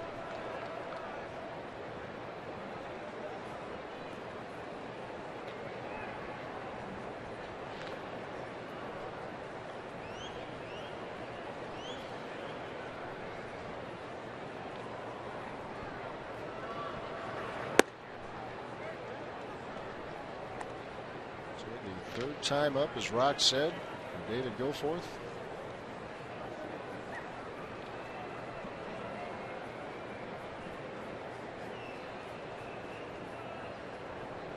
Seeing the Diamondbacks for the second time here this weekend. 1-1 the count. Making 1-2 on the foul ball. Made his major league debut on May 26th against the Giants. Retired Hunter Pence.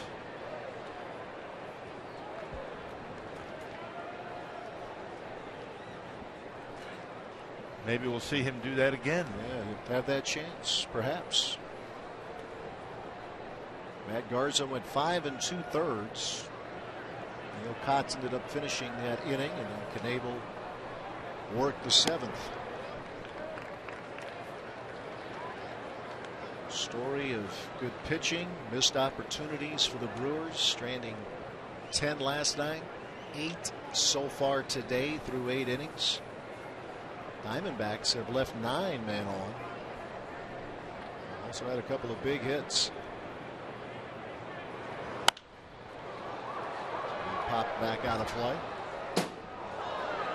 Just above us. Good thump there. Sounded like it hit my catcher's mitt. Sticks right in there, eh? Bang. Hit off metal. That's the way guys get on each other down in the dugout. That's what they'll say.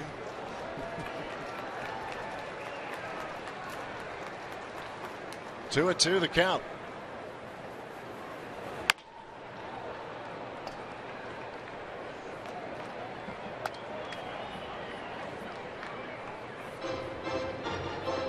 Not sure if guys get on each other like they did back in the old days. You know, those days when I got called up, you know, guys like Rowley and Jamie Easterly and Rowley Fingers. I tell you, that clubhouse was amazing the way they used to get on each other. All good natured. They had a good time together. You have to do that, right? Or Right. maybe you're right. Maybe it isn't done as much. Not sure if it is or not. No, it's strike 3 swinging, but they'll have to complete it. Maldonado does for out number 1. Yeah, that's when you even would, as a fan reading about the game, whatever team you're following, every now and then the writers would have some fun with it, just catching players who would just be popping each other left and right, the verbal jabs. Yeah, right. And there's somebody who can give it and he can take it. Eddie Cedar. He knows he has a good mix with it, though. I mean, Ed Cedar has got a great sense of humor. He keeps the guys loose. Hard worker, knows the game as well as anybody in baseball. I think in a game like this where it is so failure based that you almost have to jab each other, try to keep things as loose as you can over 162 games. Yeah. The very best will have dry spells. You can just see it in his face. I mean, it just wears the fact that the Brewers aren't winning games. And coaches, I think, take it a lot harder than the players these days. Not that the players don't want to win. They do. These coaches, they rely on the players to get their job done. That's how they continue to be able to coach. It's the one constant we've seen in years covering sports. It doesn't matter if it's the big leagues or college level. It makes sense. It's only their livelihood, right? Yeah. Their success is completely dependent upon the success of the players.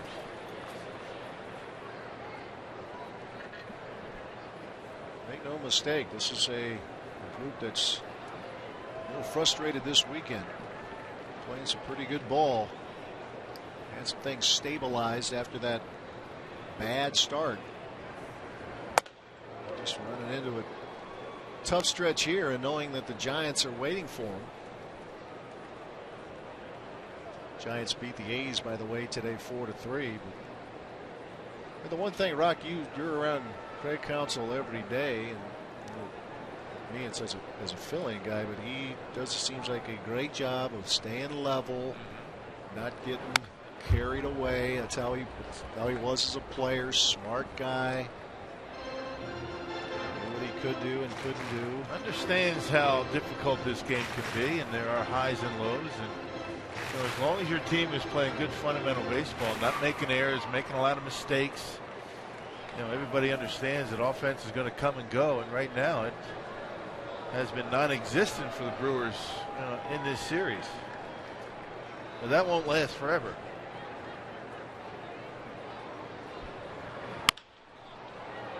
Ground ball foul as Oscar Hernandez extends the at-bat.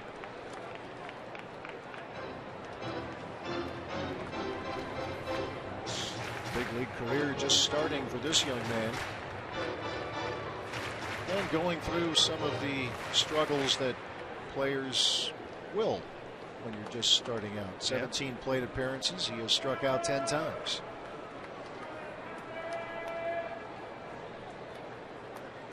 Go forth with the 2-2. And that is strikeout number 11 in the young career of Hernandez. 2 men out. He did get a big hit. What was it, Friday night? Thursday night. Thursday night got a big hit off of Mike Fiers. Single in the 4th inning. Set up a big inning for the Diamondbacks. Still learning how to call a game at this level, learning the players in the league, and not easy. He's going to get a lot of opportunities to catch.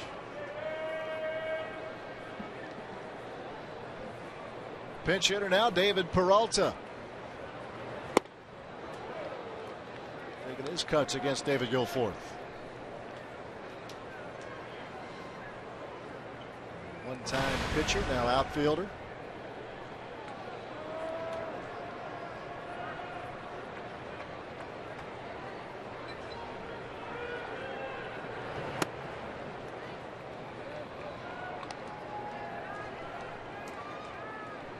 He was in the cleanup spot on Friday night, but they pinch hit for him late. Brought Tomas in. Walter hitting .269. A little bit of power with 9 homers.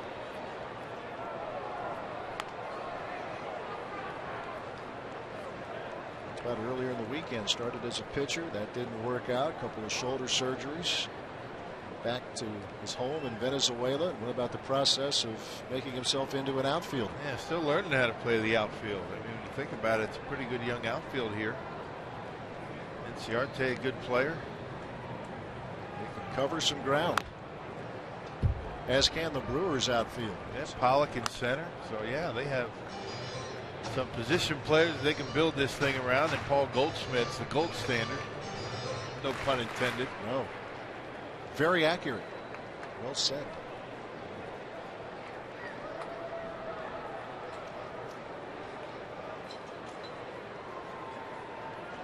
Peralta had 9 triples a year ago. He has 7 so far this season. That is among the major league leaders. Second best, as a matter of fact. The 9 last year had him in the top 5 of the National League.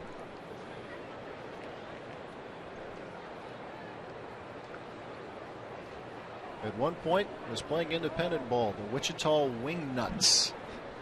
And now here he is in the big leagues. He stayed with it.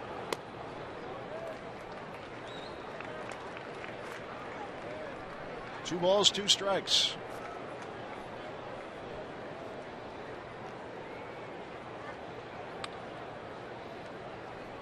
6, 7, and 8 hitters in the Brewers order scheduled in the top half of the 9th.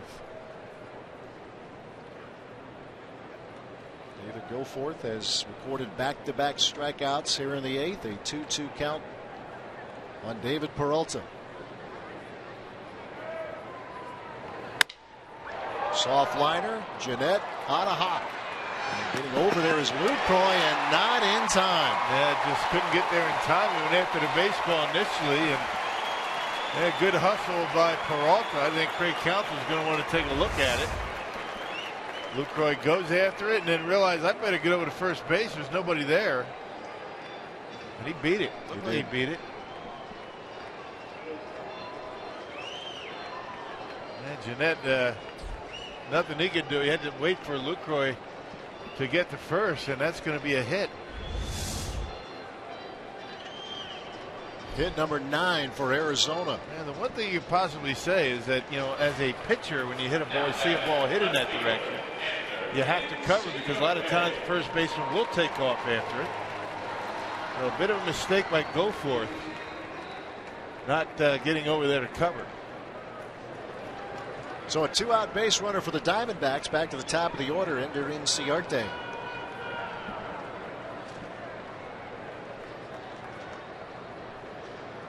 Not often you get a base hit on a one hopper to the second baseman. No. He knocked it down, but pitcher still has to get over, though. Yep.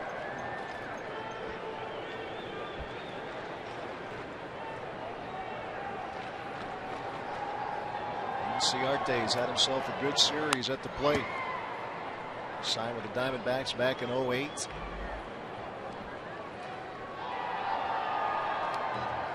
Rule 5 pick by the Phillies 3 years ago, returned to Arizona. A lot of time last year when A.J. Pollock slipped by a pitch by Johnny Cueto. It's a fair amount of time through the mid portion of the season.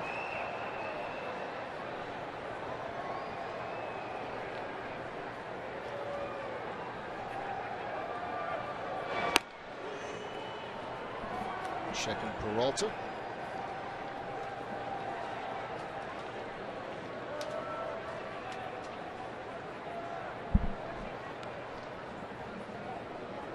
Not a big threat to run on a team that has quite a few running threats.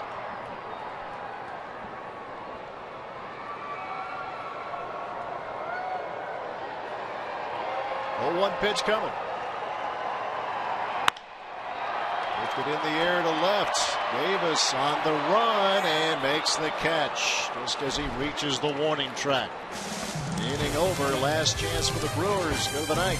3-0 the score.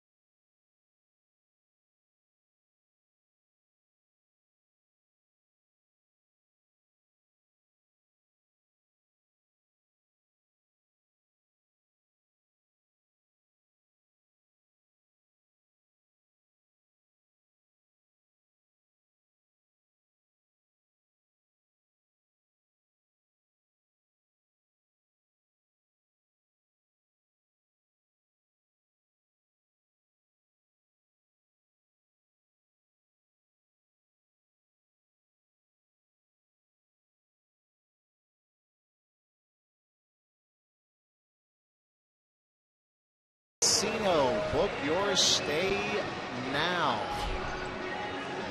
Work to do as the Brewers still trying to push a run across. 3-0 Arizona leading as we move to the 9th inning.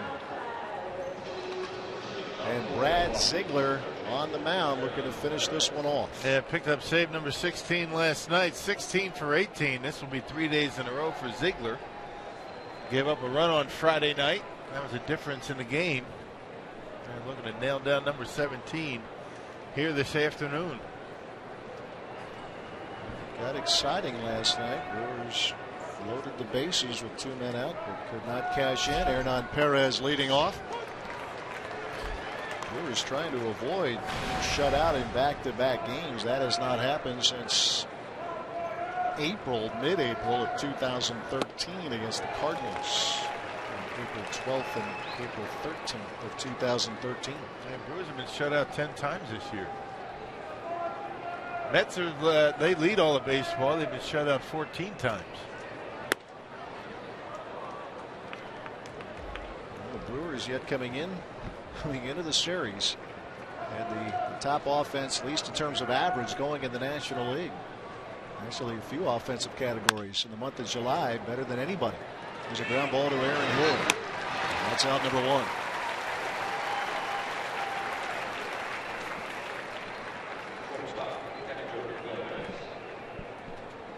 Sidearm throwing Brad Ziegler. Reminds you of Dan Quisenberry a little bit. The side armor. He's not quite as far down as Quisenberry used to be.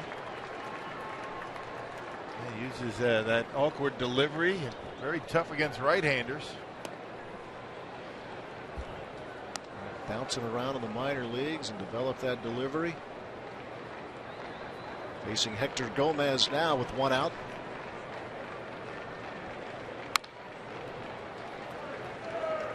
A couple of years ago, Ziegler led the National League in appearances with 78. Pitched to an 8-1 record. And a 2.22 ERA.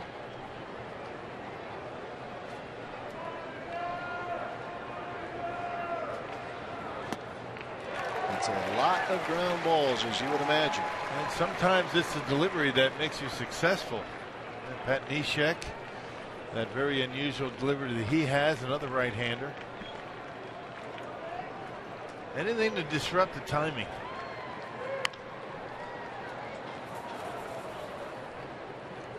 Yeah, you don't see many of them, so when you do, it can really throw you off. Yeah, they're out there. You just don't see them often. A ball, 2 strikes to Hector Gomez. Strikes him out swinging. 2 men out here in the 9th. Yeah, that frisbee slider that time that almost seems like it stops in midair. And Gomez way up in front.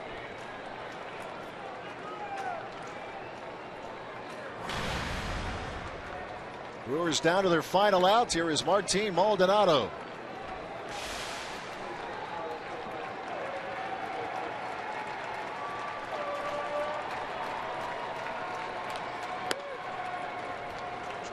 This game going.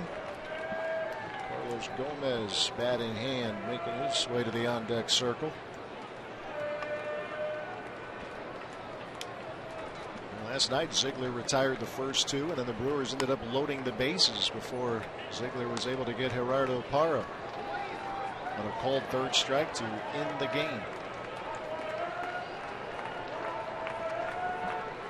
2 balls, no strikes to Maldonado.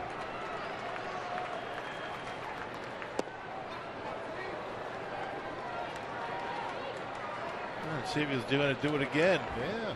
Make things interesting here. The Brewers would like to get on the board.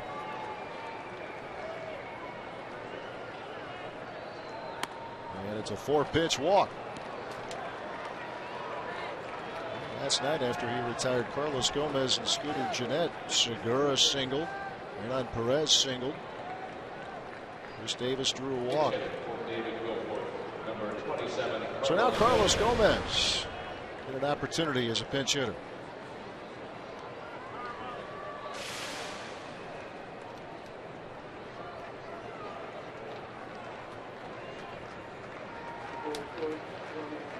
First time he has had that role here in 2015.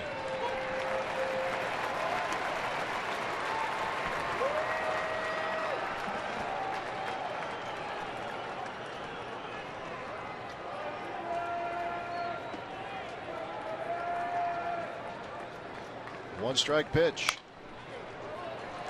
And now to their final strike.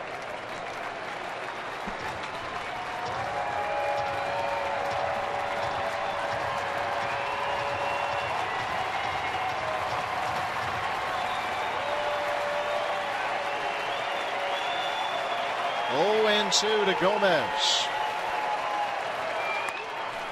That is ripped but foul.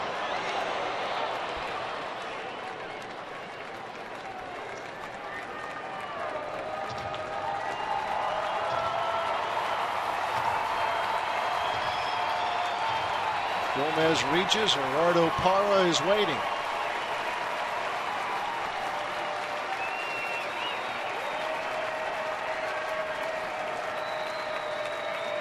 The 0-2. Struck him out swinging. On the slider, game over. And the Diamondbacks take 3 out of 4 and record back-to-back shutouts in the process. Jeremy Hellickson, the winning pitcher. Tough luck loss for Matt Garza.